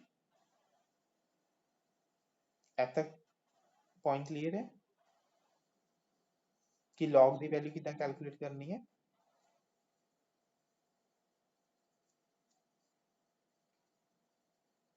ਦੇਖੋ ਹੁਣ ਤੁਹਾਨੂੰ log ਦੀ ਵੈਲਿਊ ਕੈਲਕੂਲੇਟ ਹੋ ਗਈ ਹੈ ਨਾ, ਤਾਂ ਮੈਂ ਨੈਕਸਟ ਨਾ ਸਲਾਈਡ ਦੇ ਵਿੱਚ ਤੁਹਾਨੂੰ ਕਰਕੇ ਦਿਖਾਣਾ ਹਾਂ। 5 per second। ਇੱਥੇ ਦੇਖੋ K ਹੁਣ ਤੁਹਾਡੇ ਕੋਲ ਕੀ ਹੈ 2.303 by 50 log 10 by 6 ਸੀ, ਜਿਹਦੀ ਵੈਲਿਊ ਕਿੰਨੀ ਆ ਰਹੀ ਹੈ 0.23। ਤਾਂ ਮੈਂ ਨੈਕਸਟ ਸਲਾਈਡ ਦੇ ਵਿੱਚ ਲਿਖ ਰਿਹਾ K ਕਿੰਨਾ ਆ ਰਿਹਾ ਤੁਹਾਡਾ ਹੁਣ 2.303 by 50 log ਦੀ ਵੈਲਿਊ ਕਿੰਨੀ ਆ ਰਹੀ ਸੀ 0.23। ਤਾਂ ਆਪਣਾ ਆਹ ਕੀ ਆ ਗਿਆ, ਤਾਂ ਇਸ ਨੂੰ ਸੋਲਵ ਕਰਨ ਦੀ ਹਜੇ ਲੋੜ ਨਹੀਂ ਹੈ, ਜਿਸ ਦੀ ਜੋ ਵੈਲਿਊ ਪਰ ਮਿੰਟ ਦੇ ਵਿੱਚ ਆਈ ਹੈ। ਠੀਕ ਹੈ, ਹੁਣ ਦੇਖੋ ਨੈਕਸਟ ਪੁੱਛ ਰਹੇ ਨੇ ਉਹ, in what time will the reaction be 80% complete। 80% complete ਕਿੰਨੇ ਟਾਈਮ ਚ ਹੋਏਗੀ, ਹੈ ਨਾ। ਤਾਂ ਦੇਖੋ AT ਕਿੰਨਾ ਹੋ ਜਾਏਗਾ ਆਪਣਾ 80% ਕੰਪਲੀਟ ਹੋ ਗਈ, ਤਾਂ ਬਚ ਕਿੰਨੀ ਗਈ 20% ਕਾਹਦਾ, ਇਨੀਸ਼ੀਅਲ ਦਾ। ਤਾਂ ਮਤਲਬ AT ਕਾਹਦੇ ਇਕੁਅਲ ਆ ਜਾਏਗਾ 20% ਆਫ A0, मतलब 20 A0 by 100। ਠੀਕ ਹੈ, ਇਹਨੂੰ ਥੋੜਾ ਜਿਹਾ ਆਪਾਂ ਇੱਥੇ ਜੇ ਸਿੰਪਲੀਫਾਈ ਕਰਨਾ ਤਾਂ ਕਰ ਸਕਦੇ ਹੋ। ਤੇ ਕਾਹਦੇ ਇਕੁਅਲ ਆ ਜਾਏਗਾ ਤੁਹਾਡਾ A0 by 5, A0 by 5। ਤਾਂ ਹੁਣ ਦੇਖੋ ਆਪਾਂ ਟਾਈਮ ਕੱਢਣਾ ਹੈ, ਟਾਈਮ ਕਾਹਦੇ ਇਕੁਅਲ ਹੁੰਦਾ ਹੈ ਤੁਹਾਡਾ 2.303 by K log A0 by AT। AT ਦੀ ਵੈਲਿਊ ਕਿੰਨੀ ਹੈ A0 by 5। ਹੁਣ ਦੇਖੋ K ਤੁਸੀਂ ਜੋ ਉੱਪਰ ਆਪਾਂ ਡਰਾਈਵ ਕੀਤਾ ਸੀ ਉਹ ਵੈਲਿਊ ਵੀ ਇੱਥੇ ਐਜ਼ ਇਟ ਇਜ਼ ਪੁੱਟ ਕਰ ਦਾਂਗੇ। K ਕਿੰਨਾ ਆਪਣਾ 2.303 by 50 0.23 log ਇਹ ਕੀ ਬਣ ਜਾਏਗਾ 5। ਟੂ ਇਹਦੇ ਨਾਲ ਆਹ ਵੈਲਿਊ ਕੈਂਸਲ, ਤਾਂ ਦੇਖੋ T ਕਿੰਨਾ ਆ ਗਿਆ ਤੁਹਾਡੇ ਕੋਲ 50 ਉੱਪਰ ਚਲਾ ਗਿਆ, log 5 ਦੀ ਵੈਲਿਊ 0.7, ਇਹਦੀ ਵੈਲਿਊ ਕਿੰਨੀ ਆ ਗਈ 0.23। ਦੇਖੋ ਹੁਣ ਆਪਣੇ ਕੋਲ ਆਪਾਂ ਅਪਰੋਕਸੀਮੇਟ ਕਰ ਸਕਦੇ ਹਾਂ, ਤਾਂ ਮੈਂ ਅਪਰੋਕਸੀਮੇਟਲੀ ਪੁਆਇੰਟ ਜਿਹੜਾ ਤੁਹਾਡਾ 23 ਹੈ ਉਹਨੂੰ ਮੈਂ 0.21 ਲੈ ਲੈਣਾ ਤਾਂ ਕਿ ਮੇਰਾ 7 ਨਾਲ ਕੈਂਸਲ ਆਊਟ ਹੋ ਜੇ। ਇਹ ਡੈਸੀਮਲ ਹਟਾਵਾਂਗਾ ਤਾਂ ਨੀਚੇ 10, ਇਹ ਡੈਸੀਮਲ ਹਟਾਵਾਂਗਾ ਤਾਂ ਉੱਪਰ 100। ਤਾਂ ਇਹ 7 ਦੇ ਟੇਬਲਸ 21 ਆਉਂਦਾ ਹੈ 3 ਤੇ, 0 ਨਾਲ 1 0 ਕੈਂਸਲ ਕਰ ਦੋ, ਤਾਂ ਕਿੰਨਾ ਆਂਸਰ ਆ ਗਿਆ ਤੁਹਾਡਾ 500 by 3। ਤਾਂ ਇਹਨੂੰ ਮਤਲਬ ਹੁਣ ਡਿਵਾਈਡ ਕਰਕੇ ਦੇਖੋਗੇ ਤਾਂ ਤੁਹਾਡਾ ਕਿੰਨਾ ਆਂਸਰ ਬਣ ਜਾਏਗਾ 1 6 18 ਆ ਗਿਆ 166.7 ਸਮਥਿੰਗ ਇੰਨਾ ਆ ਜਾਏਗਾ, ਪਰ ਆਂਸਰ ਕਿੰਨਾ ਆ ਜਾਏਗਾ ਇੰਨੇ ਮਿੰਟ ਆ ਜਾਏਗਾ। पॉइंट क्लियर है? तो ਇੱਥੇ ਤੱਕ ਕੋਈ ਡਾਊਟ? नहीं सर। ਕਲੀਅਰ ਹੈ ਨਾ? ਤੇ ਇਹਨੂੰ ਏਦਾਂ ਸੋਲਵ ਕਰ ਸਕਦੇ ਹੋ ਬਿਨਾਂ ਕੈਲਕੂਲੇਟਰ ਦੇ, ਬਸ ਆਪਣੇ ਮਾਈਂਡ ਨੂੰ ਕਾਮ ਰੱਖ ਕੇ ਕੈਲਕੂਲੇਸ਼ਨਸ ਕਰਨੀਆਂ ਨੇ। ਅਗਰ ਦੇਖੋ ਤੁਸੀਂ ਉੱਪਰ k ਦੀ ਵੈਲਿਊ ਪਹਿਲਾਂ ਕੈਲਕੂਲੇਟ ਕਰਨ ਬੈਠ ਜਾਂਦੇ ਤਾਂ ਉਹ ਦੇਖੋ ਲੰਬਾ ਚਲਾ ਜਾਂਦਾ ਪ੍ਰੋਸੈਸ, ਹੈ ਨਾ? ਤਾਂ ਆਪਾਂ ਨੂੰ ਕੈਲਕੂਲੇਸ਼ਨ ਵੀ ਇਸ ਅਕੋਰਡਿੰਗ ਕਰਨੀਆਂ ਨੇ ਤਾਂ ਕਿ ਆਪਣਾ ਟਾਈਮ ਕੰਜ਼ਿਊਮ ਨਾ ਹੋਵੇ ਪੇਪਰ ਦੇ ਵਿੱਚ। ਠੀਕ ਹੈ, ਤਾਂ ਇੱਥੇ ਆਂਸਰ ਦੇਖੋ ਇੰਨਾ ਆ ਰਿਹਾ ਨਾ, ਤਾਂ ਉਹਦੇ ਅਪਰੋਕਸੀਮੇਟ ਆਂਸਰ ਆ ਜਾਏਗਾ ਤੁਹਾਡਾ। मैं सही थी ना कैलकुलेशन?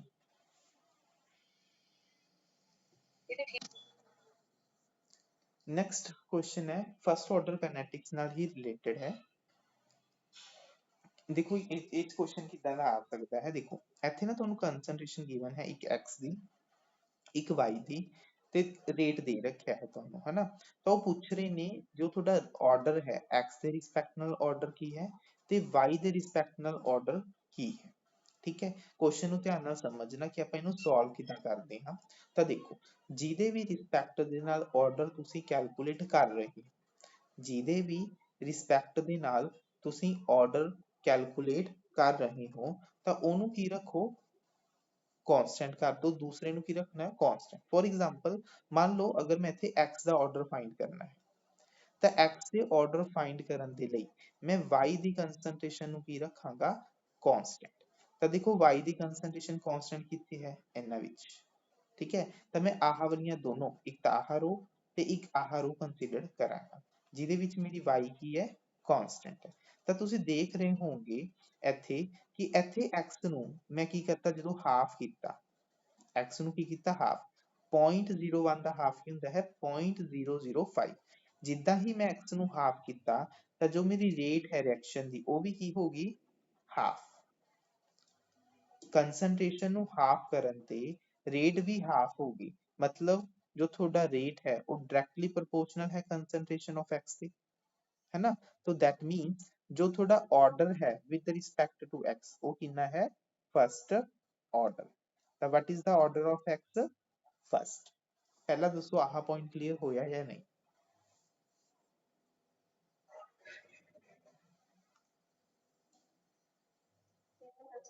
ठीक है, ਹੁਣ ਦੇਖੋ ਆਪਾਂ x ਦਾ ਆਰਡਰ ਫਾਈਂਡ ਕਰ ਲਿਆ, ਹੁਣ ਆਪਾਂ ਫਾਈਂਡ ਕਿਹਦਾ ਕਰਨਾ ਹੈ, y ਦਾ, ਹੈ ਨਾ? ਤਾਂ y ਦਾ ਅਗਰ ਆਰਡਰ ਫਾਈਂਡ ਕਰਨਾ ਹੈ ਤਾਂ ਇਹਦੇ ਲਈ ਕੀ ਕਰਨਾ ਪਏਗਾ, ਆਪਾਂ ਨੂੰ x ਨੂੰ ਕਾਂਸਟੈਂਟ ਰੱਖਣਾ ਪਏਗਾ ਤੇ x ਕਾਂਸਟੈਂਟ ਕਿਹੜੇ ਕੇਸ ਦੇ ਵਿੱਚ ਹੈ, ਇਹਦੇ ਵਿੱਚ। ਇੱਥੇ x ਕਾਂਸਟੈਂਟ ਹੈ ਤਾਂ ਤੁਸੀਂ ਦੇਖ ਰਹੇ ਹੋਵੋਗੇ ਜਿੱਦਾਂ ਹੀ ਮੈਂ y ਨੂੰ ਉੱਥੇ ਡਬਲ ਕੀਤਾ ਤਾਂ y ਨੂੰ ਡਬਲ ਕਰਨ ਤੇ ਰੇਟ ਕੀ ਹੋ ਗਿਆ ਮੇਰਾ, ਡਬਲ। y ਨੂੰ ਡਬਲ ਕਰਨ ਤੇ ਰੇਟ ਡਬਲ ਹੋ ਗਿਆ, दैट मीन्स जो रेट है वो डायरेक्टली प्रोपोर्शनल है y ਦੇ, है ना? तो दैट मीन्स y ਦੇ ਰਿਸਪੈਕਟ ਨਾਲ ਵੀ ਆਰਡਰ ਕੀ ਹੈ ਤੁਹਾਡਾ, 1। दैट मीन्स जो ਤੁਸੀਂ ਫਾਈਨਲ ਰੇਟ ਲੋ ਲਿਖੋਗੇ ਉਹ ਕੀ ਲਿਖੋਗੇ, rate constant x the power 1 y the power 1। That means x ਦੇ ਰਿਸਪੈਕਟ ਨਾਲ ਵੀ ਆਰਡਰ 1 ਹੈ, y ਦੇ ਰਿਸਪੈਕਟ ਨਾਲ ਵੀ ਤੁਹਾਡਾ ਆਰਡਰ 1 ਹੈ ਤੇ ਓਵਰਆਲ ਇਸ ਰਿਐਕਸ਼ਨ ਦਾ ਆਰਡਰ ਕਿੰਨਾ ਹੈ ਤੁਹਾਡਾ, 2। ठीक है, अगर हम मान लो ਤੁਹਾਨੂੰ ਕਹਿ ਦਿੰਦੇ ਨੇ ਕਿ ਰੇਟ ਕਾਂਸਟੈਂਟ ਫਾਈਂਡ ਕਰੋ ਤਾਂ ਰੇਟ ਕਾਂਸਟੈਂਟ ਕਾਦੇ ਕੋਲ ਹੁੰਦਾ, ਦੇਖੋ ਤੁਹਾਡੇ ਕੋਲ ਰੇਟ ਆਲਰੇਡੀ ਹੈ, ਤੁਹਾਡੇ ਕੋਲ x ਦੀ ਕੰਸੈਂਟ੍ਰੇਸ਼ਨ ਹੈ, y ਦੀ ਕੰਸੈਂਟ੍ਰੇਸ਼ਨ ਹੈ, k ਕੱਢ ਲਓ ਤਾਂ k ਕਾਦੇ ਕੋਲ ਆ ਜਾਏਗਾ, ਰੇਟ ਡਿਵਾਈਡ ਬਾਈ x ਦੀ ਕੰਸੈਂਟ੍ਰੇਸ਼ਨ, y ਦੀ ਕੰਸੈਂਟ੍ਰੇਸ਼ਨ। ਤਾਂ ਤੁਸੀਂ ਜੋ ਵੀ ਤੁਹਾਡੀਆਂ ਤਿੰਨ ਰੋਜ਼ ਗਿਵਨ ਨੇ ਤਿੰਨਾਂ ਵਿੱਚੋਂ ਕੋਈ ਵੀ ਰੋ ਕੰਸੀਡਰ ਕਰਕੇ ਤੁਸੀਂ ਰੇਟ ਕਾਂਸਟੈਂਟ ਨੂੰ ਕੈਲਕੂਲੇਟ ਕਰ ਸਕਦੇ ਹੋ। ਫॉर एग्जांपल मान लो अगर मैं फर्स्ट रो कंसीडर करता हाँ ਤਾਂ ਫਸਟ ਰੋ ਦੇ ਵਿੱਚ ਰੇਟ ਤੁਹਾਡਾ ਆਹ ਹੈ, ਲਿਖ ਦੋ, x ਦੀ ਵੈਲਿਊ ਪੁੱਟ ਕਰ ਦੋ ਤੇ ਤੁਹਾਡੀ ਜੋ ਵੀ y ਦੀ ਵੈਲਿਊ ਹੈ ਉਹ ਪੁੱਟ ਕਰ ਦੋ, ਇੱਥੇ y ਦੀ ਵੈਲਿਊ ਨਾ 2 ਆਏਗੀ, ਉਹ ਪੁੱਟ ਕਰ ਦੋ ਤਾਂ ਉਸ ਨਾਲ ਜੋ ਵੀ ਤੁਹਾਡਾ ਆਨਸਰ ਆਏਗਾ that will be your rate constant for the second order reaction, complete second order reaction। clear है point? ਕੀ ਕਰੋਗੇ ਲਾਸਟ ਦੇ ਵਿੱਚ, ਜੋ ਵੀ ਤੁਹਾਨੂੰ ਦੇਖੋ ਰੇਟ ਕਾਂਸਟੈਂਟ ਅਗਰ ਤੁਸੀਂ ਕੈਲਕੂਲੇਟ ਕਰਨਾ ਹੈ ਤਾਂ ਰੇਟ ਕਾਂਸਟੈਂਟ ਲਈ ਤੁਸੀਂ ਰੇਟ ਦੀ ਵੈਲਿਊ ਪੁੱਟ ਕਰ ਦਿਓ, ਕੋਈ ਵੀ ਇੱਕ ਕਰੋ, ਚਾਹੇ ਆ ਲੈ ਲਓ ਫਸਟ ਰੋ ਲੈ ਲਓ, ਚਾਹੇ ਸੈਕਿੰਡ ਰੋ ਦੇ ਅਕੋਰਡਿੰਗ ਕਰ ਦਿਓ, ਚਾਹੇ ਥਰਡ ਰੋ ਦੇ ਅਕੋਰਡਿੰਗ ਕਰ ਦਿਓ, ਰੇਟ ਕਾਂਸਟੈਂਟ ਦੀ ਵੈਲਿਊ ਸੇਮ ਹੀ ਆਏਗੀ ਤਿੰਨਾਂ ਕੇਸਾਂ ਦੇ ਵਿੱਚ। ਠੀਕ ਹੈ, ਕਲੀਅਰ ਹੈ? ਹਾਂਜੀ। ਨਾਓ ਹੁਣ ਆਪਣਾ ਆਂਦਾ ਹੈ next topic, effect of temperature on rate constant. ਤਾਂ ਦੇਖੋ ਰੇਟ ਕਾਂਸਟੈਂਟ ਦਾ ਟੈਂਪਰੇਚਰ ਨਾਲ ਕੀ ਇਫੈਕਟ ਹੈ ਉਸਨੂੰ ਆਪਾਂ ਦਿੰਨੇ ਹਾਂ ਐਰਹੀਨੀਅਸ ਇਕੁਏਸ਼ਨ ਦੇ ਨਾਲ। ਸਭ ਤੋਂ ਇੰਪੋਰਟੈਂਟ ਜੋ ਨੋਟ ਕਰਨ ਵਾਲਾ ਪੁਆਇੰਟ ਹੈ, ਟੈਂਪਰੇਚਰ ਅਗਰ ਇੰਕਰੀਜ਼ ਕਰੋਗੇ ਤਾਂ ਰੇਟ ਕਾਂਸਟੈਂਟ ਦੀ ਵੈਲਿਊ ਇੰਕਰੀਜ਼ ਕਰਦੀ ਹੈ। ਦੇਖੋ ਤੁਹਾਨੂੰ ਪਤਾ ਹੈ ਰੇਟ ਕਾਂਸਟੈਂਟ ਵੀ ਕਾਹਦੇ ਡਾਇਰੈਕਟਲੀ ਪ੍ਰੋਪੋਰਸ਼ਨਲ ਹੈ, ਰੇਟ ਦੇ, ਹੈ ਨਾ। ਜਿੰਨਾ ਜ਼ਿਆਦਾ ਰੇਟ ਕਾਂਸਟੈਂਟ ਦੀ ਵੈਲਿਊ ਹੈ, ਉਹਦਾ ਸਿੱਧਾ ਸਾਦਾ ਮਤਲਬ ਕੀ ਹੈ ਕਿ ਜੋ ਤੁਹਾਡੀ ਰਿਐਕਸ਼ਨ ਹੈ ਉਹ ਉਨੀ ਹੀ ਜ਼ਿਆਦਾ ਕੀ ਹੋ ਰਹੀ ਹੈ, ਫਾਸਟ ਹੋ ਰਹੀ ਹੈ। ਤਾਂ ਆਪਾਂ ਇੱਕ ਲੇਮੈਨ ਦੀ ਲੈਂਗੁਏਜ ਦੇ ਵਿੱਚ ਸਮਝਣ ਦੀ ਕੋਸ਼ਿਸ਼ ਕਰਦੇ ਹਾਂ ਕਿ ਟੈਂਪਰੇਚਰ ਵਧਣ ਦੇ ਨਾਲ ਰੇਟ ਕਿਉਂ ਵੱਧ ਰਹੀ ਹੈ ਨਾ। ਤਾਂ ਦੇਖੋ, ਜਦੋਂ ਤੁਸੀਂ ਟੈਂਪਰੇਚਰ ਇੰਕਰੀਜ਼ ਕਰੋਗੇ, ਟੈਂਪਰੇਚਰ ਇੰਕਰੀਜ਼ ਕਰਨ ਦਾ ਮਤਲਬ ਕੀ ਹੈ, ਤੁਸੀਂ ਸਿਸਟਮ ਨੂੰ ਕੀ ਕਰ ਰਹੇ ਹੋ, એનર્ਜੀ ਪ੍ਰੋਵਾਈਡ ਕਰ ਰਹੇ ਹੋ, ਤਾਂ ਸਿਸਟਮ ਦੀ એનર્ਜੀ ਇੰਕਰੀਜ਼ ਹੋ ਜਾਏਗੀ। ਜਿੰਨੀ ਜ਼ਿਆਦਾ એનર્ਜੀ ਇੰਕਰੀਜ਼ ਹੋਏਗੀ ਸਿਸਟਮ, ਓਨਾ ਫਾਸਟਲੀ ਆਪਸ ਦੇ ਵਿੱਚ ਕੋਲਾਈਡ ਕਰਨਗੇ। ਕੋਲੀਜ਼ਨ ਵੀ ਕਿੱਦਾਂ ਦੀਆਂ, ਇਫੈਕਟਿਵ ਕੋਲੀਜ਼ਨਸ ਕਰਨਗੇ। ਤੇ ਜਿੰਨੀ ਜ਼ਿਆਦਾ ਇਫੈਕਟਿਵ ਕੋਲੀਜ਼ਨ ਹੋਏਗੀ, ਤੁਹਾਡਾ ਓਨਾ ਹੀ ਜਲਦੀ ਰਿਐਕਟੈਂਟ ਤੋਂ ਪ੍ਰੋਡਕਟ ਫਾਰਮੇਸ਼ਨ ਕੀ ਹੋਏਗਾ, ਇਨਕਰੀਜ਼ ਹੋਏਗਾ। ਅਗਰ ਪ੍ਰੋਡਕਟ ਜ਼ਿਆਦਾ ਬਣ ਰਿਹਾ ਹੈ, ਇਹਦਾ ਮਤਲਬ ਰੇਟ ਆਫ ਰਿਐਕਸ਼ਨ ਕੀ ਹੋਗੀ ਤੁਹਾਡੀ, ਇਨਕਰੀਜ਼ ਹੋਗੀ। ਤਾਂ ਪੁਆਇੰਟ ਸਮਝ ਗਏ, ਟੈਂਪਰੇਚਰ ਵਧਣ ਦੇ ਨਾਲ ਰੇਟ ਵੱਧਦਾ ਕਿਉਂ ਹੈ।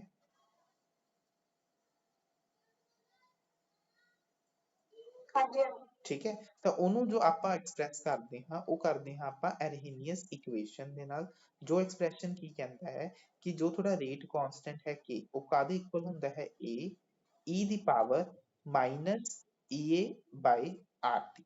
k ਤੁਹਾਡਾ ਰੇਟ ਕਾਂਸਟੈਂਟ ਹੈ, a ਨੂੰ ਆਪਾਂ ਫ੍ਰੀਕੁਐਂਸੀ ਫੈਕਟਰ, ਜਾਂ ਇਸ ਨੂੰ ਆਪਾਂ a ਨੂੰ ਲਿਖ ਸਕਦੇ ਹਾਂ ਪ੍ਰੀ ਐਕਸਪੋਨੈਂਸ਼ੀਅਲ ਫੈਕਟਰ। ਪ੍ਰੀ ਐਕਸਪੋਨੈਂਸ਼ੀਅਲ ਫੈਕਟਰ ਦਾ ਮਤਲਬ, ਕਿਉਂਕਿ ਆਪਾਂ e ਦੀ ਪਾਵਰ ਤੋਂ ਪਹਿਲਾਂ ਲਿਖ ਰਹੇ ਹਾਂ, ਹੈ ਨਾ, ਤਾਂ ਕਰਕੇ ਪ੍ਰੀ ਐਕਸਪੋਨੈਂਸ਼ੀਅਲ ਫੈਕਟਰ, ਜਾਂ ਇਸ ਨੂੰ ਆਪਾਂ ਐਰਹੀਨੀਅਸ ਫੈਕਟਰ ਵੀ ਬੋਲ ਦਿੰਦੇ ਹਾਂ, ਐਰਹੀਨੀਅਸ ਫੈਕਟਰ। ਈਏ ਤੁਹਾਡੀ ਐਕਟੀਵੇਸ਼ਨ એનર્ਜੀ ਹੈ, ਆਰ ਤੁਹਾਡਾ ਗੈਸ ਕਾਂਸਟੈਂਟ ਹੈ, ਤੇ ਟੀ ਹੀ ਹੈ ਤੁਹਾਡਾ ਟੈਂਪਰੇਚਰ। ਠੀਕ ਹੈ, ਦੇਖੋ ਇਹ ਤਾਂ ਜੋ ਟਰਮਸ ਹੋ ਗਈਆਂ ਸਿੰਪਲ ਟਰਮਸ ਹੋ ਗਈਆਂ, ਬਟ ਐਕਚੁਅਲ ਦੇ ਵਿੱਚ ਇਹ ਤੁਹਾਡਾ ਕਿਸ ਚੀਜ਼ ਨੂੰ ਡਿਪਿਕਟ ਕਰਦਾ ਹੈ, ਇਹ ਚੀਜ਼ਾਂ ਤੁਸੀਂ ਨੋਟ ਕਰ ਸਕਦੇ ਹੋ ਕਿ ਜੋ ਤੁਹਾਡਾ k ਹੈ, ਇਹ ਕਿਸ ਨੂੰ ਰਿਪਰੈਜ਼ੈਂਟ ਕਰਦਾ ਹੈ, ਤੁਹਾਡਾ ਇਫੈਕਟਿਵ ਕੋਲੀਜ਼ਨ। ਦੇਖੋ ਮੈਂ ਉੱਪਰ ਵਰਡ ਯੂਜ਼ ਕੀਤਾ ਸੀ ਨਾ ਕਿ ਟੈਂਪਰੇਚਰ ਵਧਣ ਦੇ ਨਾਲ એનર્ਜੀ ਵੱਧ ਰਹੀ ਹੈ, ਇਫੈਕਟਿਵ ਕੋਲੀਜ਼ਨਸ ਵਧਣਗੀਆਂ। ਤਾਂ ਜੋ ਤੁਹਾਡਾ k ਹੈ, ਉਹ ਕਿਸ ਚੀਜ਼ ਨੂੰ ਰਿਪਰੈਜ਼ੈਂਟ ਕਰਦਾ ਹੈ, ਤੁਹਾਡਾ ਇਫੈਕਟਿਵ ਕੋਲੀਜ਼ਨ ਨੂੰ।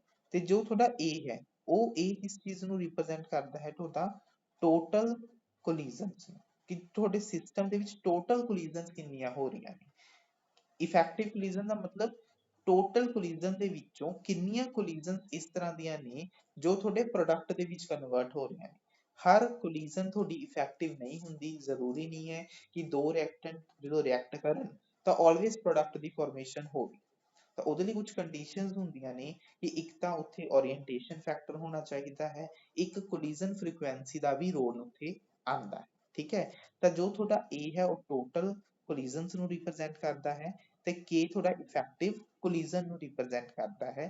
ਤਾਂ ਅਗਰ ਗੱਲ ਕੀਤੀ ਜਾਏ fraction of effective collision, fraction of effective collision, ਇਹ ਵਾਲੀ ਚੀਜ਼ ਕਾਹਦੇ ਇਕੁਅਲ ਹੁੰਦੀ ਹੈ, ਤੁਹਾਡੇ effective collision divide by total collision, k by a। ਤੇ k ਬਾਈ a ਦੀ ਵੈਲਿਊ ਕਾਹਦੇ ਇਕੁਅਲ ਆਏਗੀ, e ਦੀ power minus ea by rt from Arrhenius equation. ਇੱਥੇ ਤੱਕ ਪੁਆਇੰਟ ਕਲੀਅਰ ਹੈ।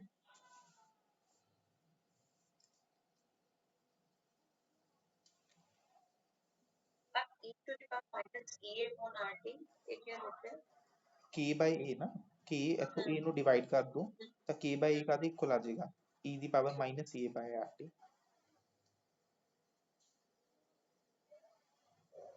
ठीक है सर। ਨੈਕਸਟ ਐਕਟੀਵੇਸ਼ਨ એનર્ਜੀ, ਦੇਖੋ ਮੈਂ ਤੁਹਾਨੂੰ ਦੱਸ ਹੀ ਚੁੱਕਿਆ ਹਾਂ, ਜਦੋਂ ਵੀ ਤੁਹਾਡਾ ਰਿਐਕਟੈਂਟ ਤੋਂ ਪ੍ਰੋਡਕਟ ਕਨਵਰਟ ਹੋਣਾ ਹੈ ਨਾ, ਤਾਂ ਕੁਛ ਨਾ ਕੁਛ ਅਮਾਉਂਟ ਆਫ એનર્ਜੀ, ਜਿਵੇਂ ਦੇਖੋ ਇੱਥੇ ਰਿਐਕਟੈਂਟ ਹੈ, ਇਹ એનર્ਜੀ ਆਫ ਰਿਐਕਟੈਂਟ ਹੈ, ਆਹ ਤੁਹਾਡੀ એનર્ਜੀ ਆਫ ਪ੍ਰੋਡਕਟ ਹੈ। ਤਾਂ ਰਿਐਕਟੈਂਟ ਨੂੰ ਪ੍ਰੋਡਕਟ 'ਚ ਕਨਵਰਟ ਹੋਣ ਲਈ ਆਪਾਂ ਨੂੰ ਕੁਝ એનર્ਜੀ ਦੇਣੀ ਪੈਂਦੀ ਹੈ, ਸਰਪਲਸ ਅਮਾਉਂਟ ਆਫ એનર્ਜੀ ਦੇਣੀ ਪੈਂਦੀ ਹੈ, ਜਿਹਨੂੰ ਆਪਾਂ ਬੋਲਦੇ ਹਾਂ ਐਕਟੀਵੇਸ਼ਨ એનર્ਜੀ। ਤਾਂ ਆਹ ਜੋ ਐਕਟੀਵੇਸ਼ਨ એનર્ਜੀ ਹੈ, ਇਹ ਤੁਹਾਡੀ ਕਾਹਦੀ ਹੈ, forward reaction the. Activation energy for forward reaction. ਅਗਰ ਮੰਨ ਲਓ ਤੁਸੀਂ ਬੈਕਵਰਡ ਜਾਣਾ ਹੈ, ਤਾਂ ਬੈਕਵਰਡ ਲਈ ਦੇਖੋ ਤੁਹਾਨੂੰ ਇੰਨੀ એનર્ਜੀ ਦੇਣੀ ਪਏਗੀ। ਸੋ ਦਿਸ ਜੋ ਆਹ ਵਾਲੀ ਹੈ, that is the activation energy for backward direction, ਹੈ ਨਾ। ਤਾਂ ਹਰ ਰਿਐਕਸ਼ਨ ਦੇ ਲਈ ਕੁਛ ਨਾ ਕੁਛ ਅਮਾਉਂਟ ਆਫ ਤੁਹਾਨੂੰ ਐਕਟੀਵੇਸ਼ਨ એનર્ਜੀ, ਜਿਹਨੂੰ ਆਪਾਂ ਇੱਥੇ ਬੋਲਦੇ ਹਾਂ ਇੱਕ ਐਕਟੀਵੇਸ਼ਨ ਬੈਰੀਅਰ ਹੈ। ਜੋ ਵੀ ਮੋਲੀਕਿਊਲਸ ਇਸ ਨੂੰ ਕ੍ਰੋਸ ਕਰਨਗੇ ਉਹੀ ਤੁਹਾਡੇ ਪ੍ਰੋਡਕਟ ਦੀ ਫਾਰਮੇਸ਼ਨ ਕਰ ਸਕਦੇ ਨੇ, ਜਿਨ੍ਹਾਂ ਨੂੰ ਆਪਾਂ ਟਰਮ ਦਿੰਦੇ ਹਾਂ ਇਫੈਕਟਿਵ ਕੋਲੀਜ਼ਨਸ। ਜੋ ਇਸ ਬੈਰੀਅਰ ਨੂੰ ਕ੍ਰੋਸ ਕਰ ਸਕਦੇ ਨੇ ਉਹਨਾਂ ਨੂੰ ਹੀ ਆਪਾਂ ਬੋਲਦੇ ਹਾਂ ਇਫੈਕਟਿਵ ਕੋਲੀਜ਼ਨਸ, ਤੇ ਉਹੀ ਰਿਐਕਟੈਂਟ ਤੁਹਾਡੇ ਪ੍ਰੋਡਕਟ ਦੇ ਵਿੱਚ ਕਨਵਰਟ ਹੁੰਦੇ। ਠੀਕ ਹੈ, ਪੁਆਇੰਟ ਕਲੀਅਰ ਹੈ? ਅੱਛਾ, ਇੱਕ ਚੀਜ਼ ਦੱਸ ਸਕਦੇ ਹੋ, ਜੋ ਆਹ ਕਰਵ ਹੈ ਉਹ ਐਕਸੋਥਰਮਿਕ ਲਈ ਹੈ ਜਾਂ ਐਂਡੋਥਰਮਿਕ ਲਈ?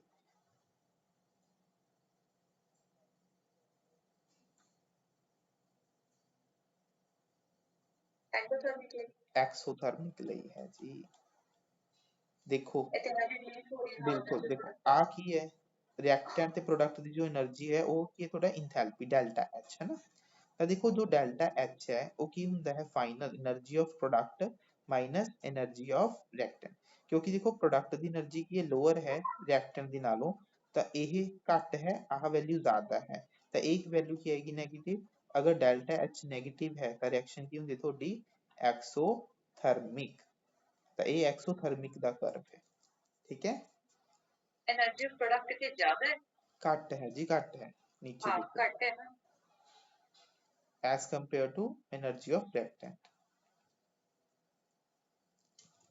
नेक्स्ट पॉइंट देखो, ਟੈਂਪਰੇਚਰ ਜਦੋਂ ਆਪਾਂ ਇੰਕਰੀਜ਼ ਕਰਦੇ ਹਾਂ, ਮੈਂ ਤੁਹਾਨੂੰ ਦੱਸਿਆ ਹੈ ਟੈਂਪਰੇਚਰ ਦੇਖੋ ਇੰਕਰੀਜ਼ ਕਰਨ ਦੇ ਨਾਲ, ਦੇਖੋ ਜਦੋਂ ਪਹਿਲਾਂ ਟੈਂਪਰੇਚਰ ਘੱਟ ਸੀ, ਆਹ ਵਾਲਾ ਸਿਰਫ ਇੰਨਾ ਏਰੀਆ ਆਕੂਪਾਈ ਕਰ ਰਿਹਾ ਸੀ ਮੋਲੀਕਿਊਲ ਜੋ ਇਫੈਕਟਿਵ ਕੋਲੀਜ਼ਨ ਦੇ ਵਿੱਚ ਜਾ ਰਹੇ ਸੀ, ਹੈਨਾ।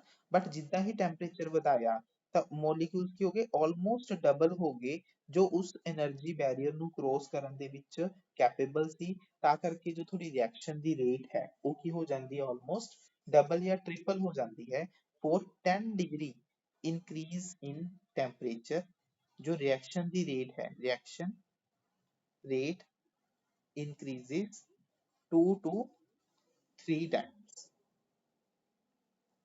ठीक है, ਟੈਂਪਰੇਚਰ ਵਧਾਉਣ ਦੇ ਨਾਲ ਜੋ ਤੁਹਾਡੇ ਮੋਲੀਕਿਊਲਸ ਹੈ ਉਹਨਾਂ ਦੀਆਂ ਜੋ ਇਫੈਕਟਿਵ ਕੋਲੀਜ਼ਨਸ ਨੇ ਉਹ ਬਹੁਤ ਹੀ ਜ਼ਿਆਦਾ ਵੱਧ ਜਾਂਦੀਆਂ ਨੇ, ਜਿਸ ਕਰਕੇ ਜੋ ਤੁਹਾਡੀ ਰਿਐਕਸ਼ਨ ਦਾ ਜੋ ਰੇਟ ਹੈ ਉਹ ਤੁਹਾਡਾ ਇਨਕਰੀਜ਼ ਹੋ ਜਾਂਦਾ ਹੈ। ਉਹੀ ਚੀਜ਼ ਦੇਖੋ, ਹੁਣ ਇੱਥੇ ਆਪਣਾ ਜੋ ਅਹਿਮੀਅਤ ਇਕੁਏਸ਼ਨ ਹੈ ਇਹਨੂੰ ਆਪਾਂ ਪਲੋਟ ਕਰ ਰਹੇ ਹਾਂ ਵਿਦ ਰਿਸਪੈਕਟ ਟੂ, ਅਗਰ ਆਪਾਂ ਇਹਦਾ ਨੈਚੁਰਲ ਲੌਗ ਲੈਂਗੇ ਹੈ ਨਾ, ਤਾਂ ਨੈਚੁਰਲ ਲੌਗ ਲਓਗੇ ਤਾਂ k ਕੀ ਬਣ ਜਾਏਗਾ, ln k, a ਕੀ ਬਣ ਜਾਏਗਾ, ln a, ਕਿਉਂਕਿ ਦੇਖੋ ਕੀ ਹੈ k equal to a e ਦੀ power minus ea by rt ਹੈ ਨਾ। ਤੇ ਤੁਹਾਨੂੰ ਪਤਾ ਹੈ ln a into b ਕਾਹਦੇ ਇਕੁਅਲ ਹੁੰਦਾ ਹੈ, ln a plus ln b। ਤਾਂ ਜਦੋਂ ਤੁਸੀਂ ਦੋਨੋਂ ਸਾਈਡ ਨੈਚੁਰਲ ਲੌਗ ਲਓਗੇ ਤਾਂ ਇਹ ਬਣ ਜਾਏਗਾ ln k, ਤਾਂ ਜਦੋਂ ਤੁਸੀਂ ਇਸ ਤੇ ਅਪਲਾਈ ਕਰੋਗੇ ln, ਤਾਂ ਕਾਹਦੇ ਵਿੱਚ ਹੋ ਜਾਏਗਾ ln a plus ln e ਦੀ ਪਾਵਰ ਦਿਸ ਵਨ ਹੈ ਨਾ। ਤੇ ln e ਕਾਹਦੇ ਇਕੁਅਲ ਹੁੰਦਾ ਹੈ 1, ਤੇ ਜੋ ਤੁਹਾਡੀ ਪਾਵਰ ਹੈ ਉਹ ਕੀ ਆ ਜਾਂਦੀ ਤੁਹਾਡੀ ਅੱਗੇ ਆ ਜਾਂਦੀ। ਆਹ ਪੁਆਇੰਟ ਕਲੀਅਰ ਹੈ ਇੱਥੇ ਤੱਕ? ਤਾਂ ਅਗਰ ਤੁਸੀਂ ਇੱਥੇ ਕਰਵ ਡਰਾ ਕਰੋਗੇ ਤੁਹਾਡਾ ln k ਵਰਸਿਸ 1/t, ਠੀਕ ਹੈ, ਤਾਂ ਤੁਸੀਂ ਦੇਖ ਪਾ ਰਹੇ ਹੋ ਜਿਵੇਂ ਜਿਵੇਂ ਦੇਖੋ ਤੁਸੀਂ ਟੈਂਪਰੇਚਰ ਇਨਕਰੀਜ਼ ਕਰ ਰਹੇ ਹੋ, ਜਿਵੇਂ ਮੰਨ ਲਓ ਟੈਂਪਰੇਚਰ ਇੱਥੇ ਸੀ ਹੈ ਨਾ, ਤਾਂ ਇੱਥੇ ਰੇਟ ਕਾਂਸਟੈਂਟ ਇੰਨਾ ਹੈ, ਜਿਵੇਂ ਟੈਂਪਰੇਚਰ ਵਧਿਆ ਤਾਂ ਰੇਟ ਕਾਂਸਟੈਂਟ ਵੱਧ ਗਿਆ, ਹੋਰ ਟੈਂਪਰੇਚਰ ਵਧਾਇਆ ਰੇਟ ਕਾਂਸਟੈਂਟ ਦੀ ਵੈਲਿਊ ਹੋਰ ਵੱਧ ਗਈ। ਤਾਂ ਇਹ ਕਰਵ ਕੀ ਸ਼ੋ ਕਰ ਰਿਹਾ ਹੈ, ਐਕਸਪੋਨੈਂਸ਼ੀਅਲੀ increase in k with increase in temperature। Temperature increase ਕਰਨ ਦੇ ਨਾਲ ਜੋ ਤੁਹਾਡਾ ਰੇਟ ਕਾਂਸਟੈਂਟ ਹੈ ਉਹ ਕਿਸ ਤਰ੍ਹਾਂ ਇੰਕਰੀਜ਼ ਕਰਦਾ ਹੈ, ਤੁਹਾਡਾ ਐਕਸਪੋਨੈਂਸ਼ੀਅਲੀ ਇੰਕਰੀਜ਼ ਕਰਦਾ ਹੈ। ਕਲੀਅਰ ਹੈ ਪੁਆਇੰਟ?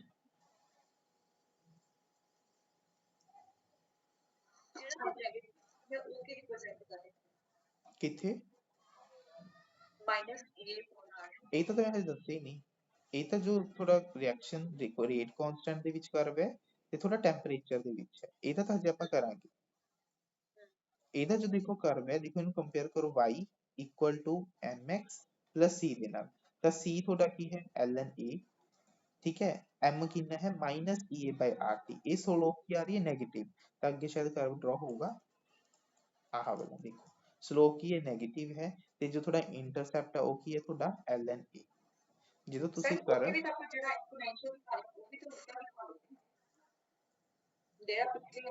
दिखाया एक्सपोनेंशियल है ना ਜਿਹੜਾ ਕਿ 80/a0 e⁻ -at ठीक है ਉੱਥੇ ਤੱਕ exponential left to right left वाली साइड दिखाया था ना ये राइट वाली साइड दिखाया मेरी बात समझ रहे हो ਤੁਸੀਂ एक मिनट ਜਦੋਂ ਆਪਾਂ 80 वर्सेस मैं समझ गया ਤੁਹਾਡਾ ਕੁਐਸਚਨ ਮੈਂ ਉਹ ਤਾਂ ਸਮਝ ਗਿਆ ਤੁਸੀਂ ਕਿੱਥੇ ਗੱਲ ਕਰ ਰਹੇ ਹੋ ਆਹ ਵਾਲਾ ਹਾਂਜੀ ਹਾਂ ਇੱਥੇ ਆਪਾਂ ਇਹ ਦਿਖਾਇਆ ਸੀ ਨਾ ਲੈਫਟ ਸਾਈਡ ਵਾਲੀ ਕਰਵ ਹੈ ਇੱਥੇ ਦੇਖੋ ਡਿਕਰੀਜ਼ ਕਰ ਰਹੇ ਨਾ ਟਾਈਮ ਦੇ ਨਾਲ ਇੱਥੇ ਕਨਸੈਂਟ੍ਰੇਸ਼ਨ ਡਿਕਰੀਜ਼ ਕਰ ਰਹੀ ਤਾਂ ਆਪਾਂ ਡਿਕਰੀਜ਼ ਕਰਦਾ ਹੋਇਆ ਦਿਖਾ ਰਹੇ ਹਾਂ ਪਰ ਉੱਥੇ ਕੀ ਹੈ ਜੋ ਆਪਾਂ ਉੱਥੇ ਗੱਲ ਕਰ ਰਹੇ ਹਾਂ ਕਿ ਟੈਂਪਰੇਚਰ ਇਨਕਰੀਜ਼ ਕਰਨ ਦੇ ਨਾਲ ਰੇਟ ਕਾਂਸਟੈਂਟ ਇਨਕਰੀਜ਼ ਹੋ ਰਿਹਾ ਹੈ ਤਾਂ ਉਹਨੂੰ ਆਪਾਂ ਇਨਕਰੀਜ਼ ਕਰਦਾ ਹੋਇਆ ਦਿਖਾਵਾਂਗੇ ਨਾ ਇੱਥੇ ਡਿਕਰੀਜ਼ ਕਰ ਰਿਹਾ ਸੀ ਕਨਸੈਂਟ੍ਰੇਸ਼ਨ ਗੱਲ ਕਲੀਅਰ ਹੈ ਜਾਂ ਨਹੀਂ ਤਾਂ ਕਰਕੇ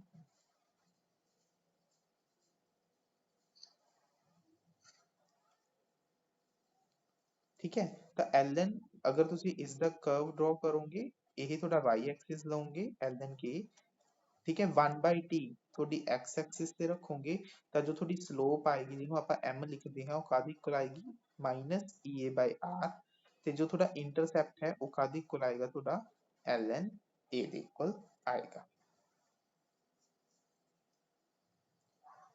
नेक्स्ट आंदा है थोड़ा कोलिजन 1/t k इनवर्स ਜਿਹੜਾ ਲਿਆ ਆਪਾਂ x एक्सिस ਤੇ k इनवर्स नहीं है केल्विन इनवर्स है मतलब जो इसकी यूनिट आनी है वो केल्विन इनवर्स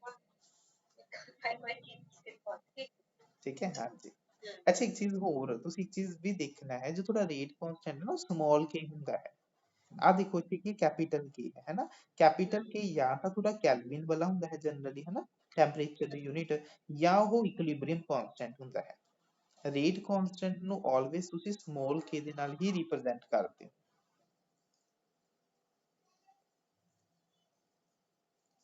नेक्स्ट है कोलिजन थ्योरी देखो कोलिजन थ्योरी नाम तो क्लियर है कि मॉलिक्यूल्स ਤੁਹਾਨੂੰ ਪਤਾ ਹੈ ਬਾਰ-ਬਾਰ ਆਪਾਂ ਇੱਕ ਹੀ ਗੱਲ ਕਰ ਰਹੇ ਹਾਂ ਕਿ ਮੋਲੀਕੂਲਸ ਇੱਕ ਦੂਜੇ ਨਾਲ ਟਕਰਾਣਗੇ ਠੀਕ ਹੈ ਪਹਿਲਾ ਪੁਆਇੰਟ ਆ ਹੀ ਹੈ ਜਦੋਂ ਟਕਰਾਣਗੇ ਟਕਰਾਣ ਦੇ ਨਾਲ ਦੇਖੋ ਹਰ ਕੋਈ ਉਹੀ ਚੀਜ਼ ਹੈ ਟਕਰਾਣ ਦੇ ਨਾਲ ਜ਼ਰੂਰੀ ਨਹੀਂ ਹੈ ਪ੍ਰੋਡਕਟ ਬਣ ਜੇ ਟਕਰਾਣ ਦੇ ਲਈ ਉਹਨਾਂ ਕੋਲ ਇੱਕ ਸਫੀਸ਼ੀਐਂਟ એનર્ਜੀ ਤੇ ਇੱਕ ਸਫੀਸ਼ੀਐਂਟ ਜਿਓਮੈਟਰੀ ਜਿਹਨੂੰ ਆਪਾਂ ਬੋਲਦੇ ਹਾਂ ਓਰੀਐਂਟੇਸ਼ਨ ਫੈਕਟਰ ਹੋਣਾ ਬਹੁਤ ਹੀ ਜ਼ਿਆਦਾ ਜ਼ਰੂਰੀ ਹੈ ਤਾਂ ਹੀ ਉਹ ਤੁਹਾਡੇ ਪ੍ਰੋਡਕਟ ਫਾਰਮੇਸ਼ਨ ਦੇ ਵਿੱਚ ਪਾਰਟਿਸਿਪੇਟ ਕਰਨਗੇ ਅਦਰਵਾਈਜ਼ ਜੋ ਵੀ ਉਹ ਤੁਹਾਡੀ ਕੋਲੀਜ਼ਨ ਹੋਏਗੀ ਉਹ ਤੁਹਾਡੀ ਇਨਇਫੈਕਟਿਵ ਹੋ ਜਾਏਗੀ ਤਾਂ ਅਗਰ ਤੁਹਾਡੀ ਕਿਸੇ ਵੀ ਰਿਐਕਟੈਂਟ ਤੋਂ ਪ੍ਰੋਡਕਟ ਦੀ ਫਾਰਮੇਸ਼ਨ ਹੋਣੀ ਹੈ ਤਾਂ ਇਫੈਕਟਿਵ ਕੋਲੀਜ਼ਨਸ ਆਪਾਂ ਉਹਨਾਂ ਕੋਲੀਜ਼ਨਸ ਨੂੰ ਹੀ ਆਖਾਂਗੇ ਅਗਰ ਉਹਨਾਂ ਕੋਲ ਇਫੈਕਟਿਵ ਕੋਲੀਜ਼ਨਸ ਉਹਨਾਂ ਨੂੰ ਹੀ ਆਖਾਂਗੇ ਅਗਰ ਉਹਨਾਂ ਕੋਲ ਇੱਕ ਸਫੀਸ਼ੀਐਂਟ એનર્ਜੀ सफिशिएंट एनर्जी होएगी प्लस एक करेक्ट ओरिएंटेशन होएगी दोनों पॉइंट्स का होना बहुत ही ज्यादा जरूरी है ठीक है ओरिएंटेशन का मतलब की ਹੁੰਦਾ है कि मान लो जिਵੇਂ ਤੁਹਾਨੂੰ एक एग्जांपल ਤੇ दिख रही होएगी आ थोड़ा ओजोन है ਅਤੇ थोड़े NO ਦੀ ਰਿਐਕਸ਼ਨ ਹੋ ਰਹੀ ਹੈ ਤਾਂ ਦੇਖੋ ਜੋ ਤੁਹਾਡਾ ਪ੍ਰੋਡਕਟ ਬਣਨਾ ਹੈ ਮੰਨ ਲਓ ਤੁਸੀਂ ONO ਦੀ ਫਾਰਮੇਸ਼ਨ ਕਰ ਰਹੇ ਹੋ ਹਨਾ ਤਾਂ ਜੋ ਤੁਹਾਡਾ ਆਕਸੀਜਨ ਅਟੈਚ ਹੋਣਾ ਹੈ ਉਹ ਨਾਈਟ੍ਰੋਜਨ ਨਾਲ ਹੋਣਾ ਹੈ ਤਾਂ ਹੁਣ ਦੇਖੋ ਤੁਹਾਡੇ ਕੋਲ ਦੋ ਆਪਸ਼ਨ ਨੇ ਜਾਂ ਤਾਂ ਇਸ ਆਕਸੀਜਨ ਦੇ ਨਾਲ ਥੋੜਾ NO ਆਕੇ ਅਟੈਚ ਕਰੇ ਮਤਲਬ ਨਾਈਟ੍ਰੋਜਨ ਅਟੈਕ ਕਰੇ ਜਾਂ ਦੂਜਾ ਆਪਸ਼ਨ ਕੀ ਹੈ ਕਿ ਇੱਥੇ ਜਿਹੜਾ ਤੁਹਾਡਾ NO ਦਾ ਆਕਸੀਜਨ ਹੈ ਉਹ ਇਹਦੇ ਨਾਲ ਅਟੈਚ ਹੋਵੇ ਤਾਂ ਅਗਰ ਉਹ ਇਹਦੇ ਨਾਲ ਅਟੈਚ ਹੋਇਆ ਤਾਂ ਇੱਥੇ ਤੁਹਾਡਾ ਡਿਜ਼ਾਇਰਡ ਪ੍ਰੋਡਕਟ ਨਹੀਂ ਬਣਨਾ क्यों क्योंकि ਇੱਥੇ ਤੁਹਾਡੀ ਪ੍ਰੋਪਰ ਓਰੀਐਂਟੇਸ਼ਨ ਨਹੀਂ ਸੀ ਜਿਓਮੈਟਰੀ ਨਹੀਂ ਸੀ ਕਿ ਜਿਸਨੇ ਇੱਕ ਦੂਜੇ ਦੇ ਨਾਲ ਰਿਐਕਟ ਕਰਕੇ ਤੁਹਾਡਾ ਪ੍ਰੋਡਕਟ ਬਣਾਉਣਾ ਹੈ ਜਦ ਕਿ ਉੱਪਰ ਵਾਲੇ ਕੇਸ ਦੇ ਵਿੱਚ ਆਕਸੀਜਨ ਤੇ ਨਾਈਟ੍ਰੋਜਨ ਇੱਕ ਦੂਜੇ ਨੂੰ ਫੇਸ ਕਰ ਰਹੇ ਸੀ ਜਿਸ ਕਰਕੇ ਜੋ ਤੁਹਾਡਾ ਡਿਜ਼ਾਇਰਡ ਪ੍ਰੋਡਕਟ ਹੈ ਉਹ ਬਣ ਰਿਹਾ ਹੈ ਮਤਲਬ ਉੱਥੇ ਦੋਨੋਂ ਰਿਐਕਟੈਂਟ ਮੋਲੀਕਿਊਲਸ ਦੇ ਵਿੱਚ ਇੱਕ ਪ੍ਰੋਪਰ ਜਿਓਮੈਟਰੀ ਇੱਕ ਪ੍ਰੋਪਰ ਓਰੀਐਂਟੇਸ਼ਨ ਪ੍ਰੈਜ਼ੈਂਟ ਸੀ ਜੋ ਤੁਹਾਡੇ ਪ੍ਰੋਡਕਟ ਦੇ ਫਾਰਮੇਸ਼ਨ ਦੇ ਵਿੱਚ ਹੈਲਪਫੁਲ ਸੀ ਤਾਂ ਕਰਕੇ ਦੋ ਫੈਕਟਰ ਸਫੀਸ਼ੀਐਂਟ એનર્ਜੀ ਤੇ ਤੁਹਾਡਾ ਪ੍ਰੋਪਰ ਓਰੀਐਂਟੇਸ਼ਨ ਹੋਣ ਦਾ ਬਹੁਤ ਹੀ ਜ਼ਿਆਦਾ ਇੰਪੋਰਟੈਂਟ ਰੋਲ ਹੈ ਅਗਰ ਤੁਹਾਡੀ ਰਿਐਕਸ਼ਨ ਤੋਂ ਰਿਐਕਟੈਂਟ ਤੋਂ ਪ੍ਰੋਡਕਟ ਦੀ ਫਾਰਮੇਸ਼ਨ ਹੋਣੀ ਹੈ ਠੀਕ ਹੈ ਹਰ ਚੀਜ਼ ਦੇਖੋ ਤੁਹਾਨੂੰ ਪਤਾ ਹੈ ਇੱਕ એનર્ਜੀ ਬੈਰੀਅਰ ਤੋਂ ਕ੍ਰੋਸ ਕਰਨਾ ਪੈਂਦਾ ਹੈ ਤਾਂ એનર્ਜੀ ਬੈਰੀਅਰ ਤੇ ਜੋ ਹੁਣ ਆਪਣੇ ਕੋਲ એનર્ਜੀ ਅਮਾਉਂਟ ਹੁੰਦੀ ਹੈ ਜੋ ਤੁਹਾਡਾ ਪ੍ਰੋਡਕਟ ਹੁੰਦਾ ਹੈ ਤਾਂ ਰਿਐਕਟੈਂਟ ਤੋਂ ਪ੍ਰੋਡਕਟ ਸਿੱਧਾ ਨਹੀਂ ਬਣਦਾ ਹਨਾ ਰਿਐਕਟੈਂਟ ਤੋਂ ਕਾਫੀ ਸਾਰੇ ਸਟੈਪਸ ਦੇ ਵਿੱਚ ਹੋ ਕੇ ਇੱਕ ਪ੍ਰੋਡਕਟ ਦੀ ਫਾਰਮੇਸ਼ਨ ਕਰਦੇ ਨੇ ਰਿਐਕਟੈਂਟ ਹੈ ਰਿਐਕਟੈਂਟ ਤੋਂ ਬਾਅਦ ਪੈਚਅਪ ਫਿਰ ਬਣਦਾ ਹੈ ਉਹ ਐਕਟੀਵੇਟਡ ਕੰਪਲੈਕਸ ਇਹ ਇੱਕ ਐਕਟੀਵੇਟਡ ਕੰਪਲੈਕਸ ਥਿਊਰੀ ਸੀ ਜੋ ਜਿਨ੍ਹਾਂ ਨੇ ਸੁਜੈਸਟ ਕੀਤਾ ਸੀ ਕਿ ਜੋ ਤੁਹਾਡੇ ਰਿਐਕਟੈਂਟ ਤੋਂ ਪ੍ਰੋਡਕਟ ਦੀ ਫਾਰਮੇਸ਼ਨ ਹੁੰਦੀ ਹੈ ਉਹ ਡਾਇਰੈਕਟਲੀ ਇੱਕ ਸਿੰਗਲ ਸਟੈਪ 'ਚ ਨਹੀਂ ਹੁੰਦੀ, ਉਹਦੇ ਵਿੱਚ ਬਹੁਤ ਸਾਰੇ ਸਟੈਪਸ ਇਨਵੋਲਵ ਹੁੰਦੇ ਨੇ। ਤਾਂ ਉਹਨਾਂ ਨੇ ਕੀ ਸੁਜੈਸਟ ਕੀਤਾ ਕਿ ਜਦੋਂ ਰਿਐਕਟੈਂਟ ਤੁਹਾਡੇ ਪ੍ਰੋਡਕਟ ਦੇ ਵਿੱਚ ਕਨਵਰਟ ਹੁੰਦਾ ਹੈ ਤਾਂ ਜਦੋਂ ਤੁਹਾਡੇ ਪੁਰਾਣੇ ਬੌਂਡ ਟੁੱਟ ਰਹੇ ਹੁੰਦੇ ਨੇ ਤੇ ਨਵੇਂ ਬੌਂਡ ਸਾਈਮਲਟੇਨੀਅਸਲੀ ਫਾਰਮ ਹੋ ਰਹੇ ਹੁੰਦੇ ਨੇ ਤਾਂ ਉੱਥੇ ਇੱਕ ਐਕਟੀਵੇਟਡ ਕੰਪਲੈਕਸ ਬਣਦਾ ਹੈ ਜਿਸ ਨੂੰ ਆਪਾਂ ਸਮਟਾਈਮਸ ਬੋਲ ਦਿੰਦੇ ਹਾਂ ਟ੍ਰਾਂਜੀਸ਼ਨ ਸਟੇਟ। ਟ੍ਰਾਂਜੀਸ਼ਨ ਸਟੇਟ ਜਿਸ ਦੀ ਜੋ એનર્ਜੀ ਹੁੰਦੀ ਹੈ ਉਹ ਕੀ ਹੁੰਦੀ ਹੈ, ਸਭ ਤੋਂ ਮੈਕਸਿਮਮ ਹੁੰਦੀ ਹੈ ਤੇ ਜਿਸ ਨੂੰ ਆਪਾਂ ਬੋਲ ਦਿੰਦੇ ਹਾਂ એનર્ਜੀ ਬੈਰੀਅਰ ਜਾਂ ਐਕਟੀਵੇਸ਼ਨ એનર્ਜੀ ਬੋਲ ਦਿੰਦੇ ਹਾਂ। ਠੀਕ ਹੈ, ਜਿਵੇਂ ਆ ਕਰਵ ਦੇ ਵਿੱਚ ਤੁਹਾਨੂੰ ਦਿਖ ਰਿਹਾ ਹੋਏਗਾ ਆ ਤੁਹਾਡਾ ਐਕਟੀਵੇਟਡ ਕੰਪਲੈਕਸ ਹੈ ਜਿਹਦੀ એનર્ਜੀ ਸਭ ਤੋਂ ਜ਼ਿਆਦਾ ਹੈ ਜਿਹਨੂੰ ਆਪਾਂ ਬੋਲਦੇ ਹਾਂ ਐਕਟੀਵੇਸ਼ਨ ਬੈਰੀਅਰ। ਆਹ ਤੁਹਾਡਾ ਐਕਸੋਥਰਮਿਕਲੀ ਕਰਵ ਹੈ, ਆਹ ਤੁਹਾਡਾ ਐਂਡੋਥਰਮਿਕਲੀ ਕਰਵ ਹੈ। ਠੀਕ ਹੈ, ਆਹ ਜੋ डिस्टेंस है मतलब डिस्टेंस कह रहे हैं जो एनर्जी का डिफरेंस है प्रोडक्ट ते रिएक्टेंट का इनू ਆਪਾਂ ਬੋਲਦੇ ਹਾਂ enthalpy of the reaction. Similarly ਇੱਥੇ इंथैल्पी ਕੀ ਹੋਏਗੀ ਤੁਹਾਡੀ ਆਹ ਵਾਲੀ। पॉइंट क्लियर है? ठीक है, ਨੈਕਸਟ ਫ੍ਰੀਕੁਐਂਸੀ ਫੈਕਟਰ ਆਪਾਂ ਆਲਰੇਡੀ ਡਿਸਕਸ ਕਰ ਚੁੱਕੇ ਹਾਂ ਕਿ ਮੈਂ ਤੁਹਾਨੂੰ ਦੱਸਿਆ ਹੈ ਜੋ ਥੋੜਾ ਫ੍ਰੀਕੁਐਂਸੀ ਫੈਕਟਰ ਹੈ ਰਿਐਕਸ਼ਨ ਦਾ ਜੋ ਪ੍ਰੋਡਕਟ ਦੇ ਵਿੱਚ ਕਨਵਰਜਨ ਹੋਣਾ ਹੈ ਦੋ ਚੀਜ਼ਾਂ ਤੇ ਡਿਪੈਂਡ ਕਰਦਾ ਹੈ। ਪਹਿਲਾ ਇੱਕ ਓਰੀਐਂਟੇਸ਼ਨ ਫੈਕਟਰ ਕਿ ਜਿਓਮੈਟਰੀ ਕਿਦਾਂ ਦੀ ਹੈ, ਦੂਸਰਾ ਕਿ ਕੋਲੀਜ਼ਨਸ ਕਿੰਨੀਆਂ ਹੋ ਰਹੀਆਂ ਨੇ, ਕਿੰਨੇ ਫ੍ਰੀਕੁਐਂਟਲੀ ਮੋਲੀਕਿਊਲਸ ਆਪਸ ਦੇ ਵਿੱਚ ਕੋਲਾਈਡ ਹੋ ਰਹੇ ਨੇ, ਹੈ ਨਾ। ਤਾਂ ਜੋ ਥੋੜਾ ਫ੍ਰੀਕੁਐਂਸੀ ਫੈਕਟਰ ਹੈ ਇਹ ਉਹ ਦੋ ਫੈਕਟਰ ਤੇ ਡਿਪੈਂਡ ਕਰਦਾ ਹੈ, orientation factor P and collision frequency Z। ਤਾਂ ਆਪਾਂ ਅਰਹੀਨੀਅਸ ਇਕੁਏਸ਼ਨ ਦੇ ਵਿੱਚ A ਦੀ ਵੈਲਿਊ ਨੂੰ ਜਦੋਂ PZ ਸਬਸਟੀਟਿਊਟ ਕਰ ਦਿੰਦੇ ਹਾਂ ਤਾਂ ਉਹ ਜੋ ਥੋੜਾ ਇੱਕ ਫਾਈਨਲ ਰਿਲੇਸ਼ਨ ਬਣਦਾ ਹੈ ਉਹ ਤੁਹਾਡਾ ਬਣ ਜਾਂਦਾ ਹੈ ਤੁਹਾਡਾ ਕੋਲੀਜ਼ਨ ਥਿਊਰੀ ਦੇ ਅਕੋਰਡਿੰਗ ਰਿਲੇਸ਼ਨ ਆ ਜਾਂਦਾ ਹੈ। पॉइंट क्लियर है?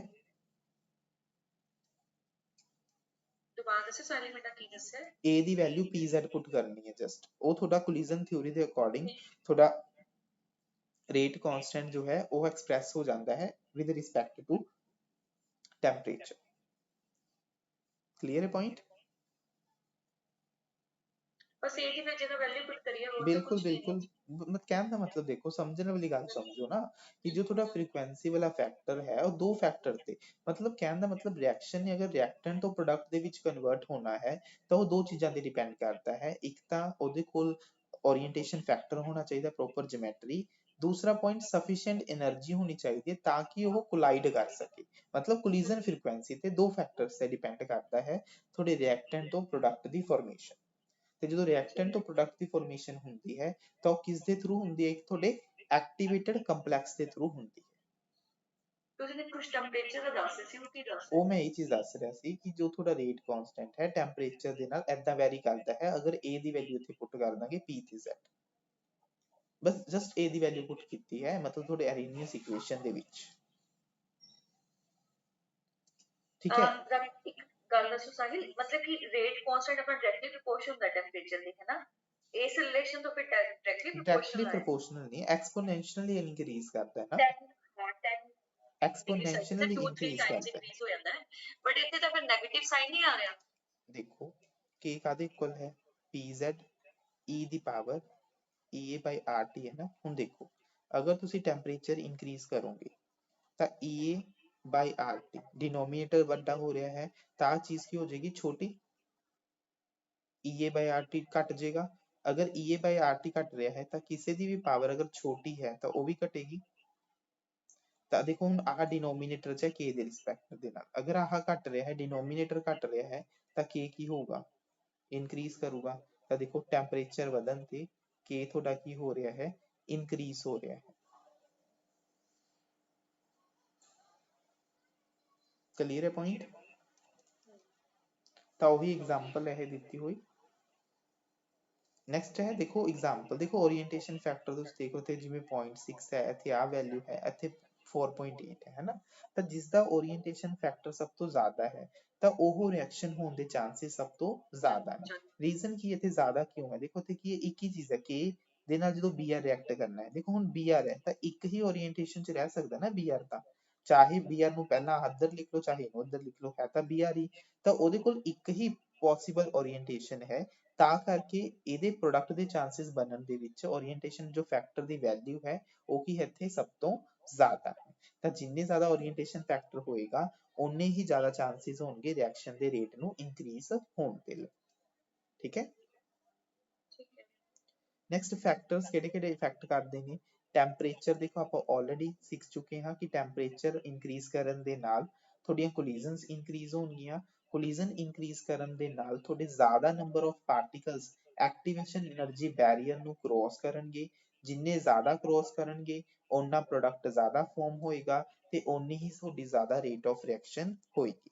ਇੱਕ ਪੁਆਇੰਟ ਧਿਆਨ ਰੱਖਣਾ, ਜੋ ਐਕਟੀਵੇਸ਼ਨ એનર્ਜੀ ਹੈ that is inversely proportional to rate of reaction, ਕਿਉਂਕਿ ਜਿੰਨਾ ਜ਼ਿਆਦਾ ਤੁਹਾਨੂੰ એનર્ਜੀ ਦੇਣੀ ਪੈ ਰਹੀ ਹੈ ਓਨਾ ਟਾਈਮ ਜ਼ਿਆਦਾ ਲੱਗੇਗਾ ਰਿਐਕਸ਼ਨ ਨੂੰ ਕੰਪਲੀਟ ਹੋਣ ਦੇ ਲਈ। ਤਾਂ activation energy is inversely proportional to rate of reaction। ਪਹਿਲਾ ਫੈਕਟਰ ਹੈ ਟੈਂਪਰੇਚਰ। ਦੂਸਰਾ ਫੈਕਟਰ ਆਂਦਾ ਹੈ ਤੁਹਾਡਾ ਕੰਸੈਂਟ੍ਰੇਸ਼ਨ।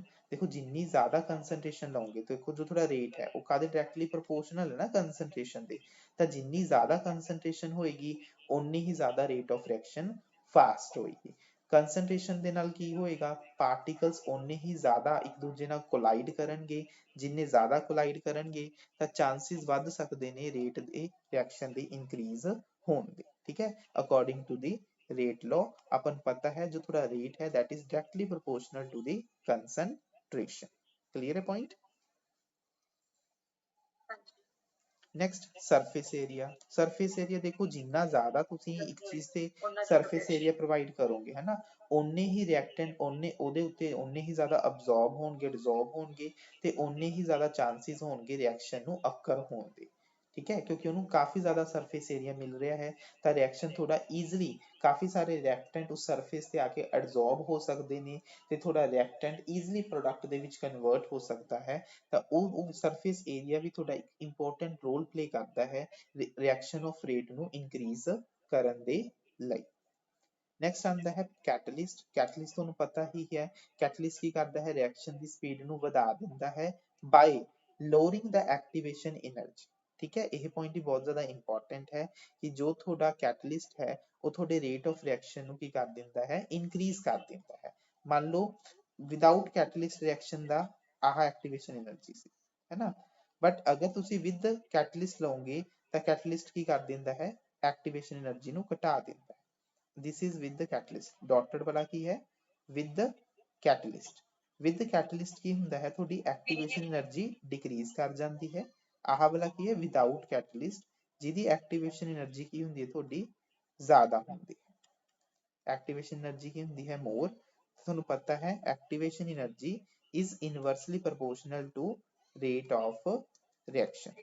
ਠੀਕ ਹੈ, ਤਾਂ ਕਿਉਂਕਿ ਕੈਟਲਿਸਟ ਦੀ ਪ੍ਰੈਜ਼ੈਂਸ ਦੇ ਵਿੱਚ ਐਕਟੀਵੇਸ਼ਨ એનર્ਜੀ ਘਟ ਜਾਂਦੀ ਹੈ ਤਾਂ ਰੇਟ ਆਫ ਰਿਐਕਸ਼ਨ ਕੀ ਹੋ ਜਾਂਦਾ ਤੁਹਾਡਾ, ਇਨਕਰੀਜ਼ ਹੋ ਜਾਂਦਾ ਹੈ।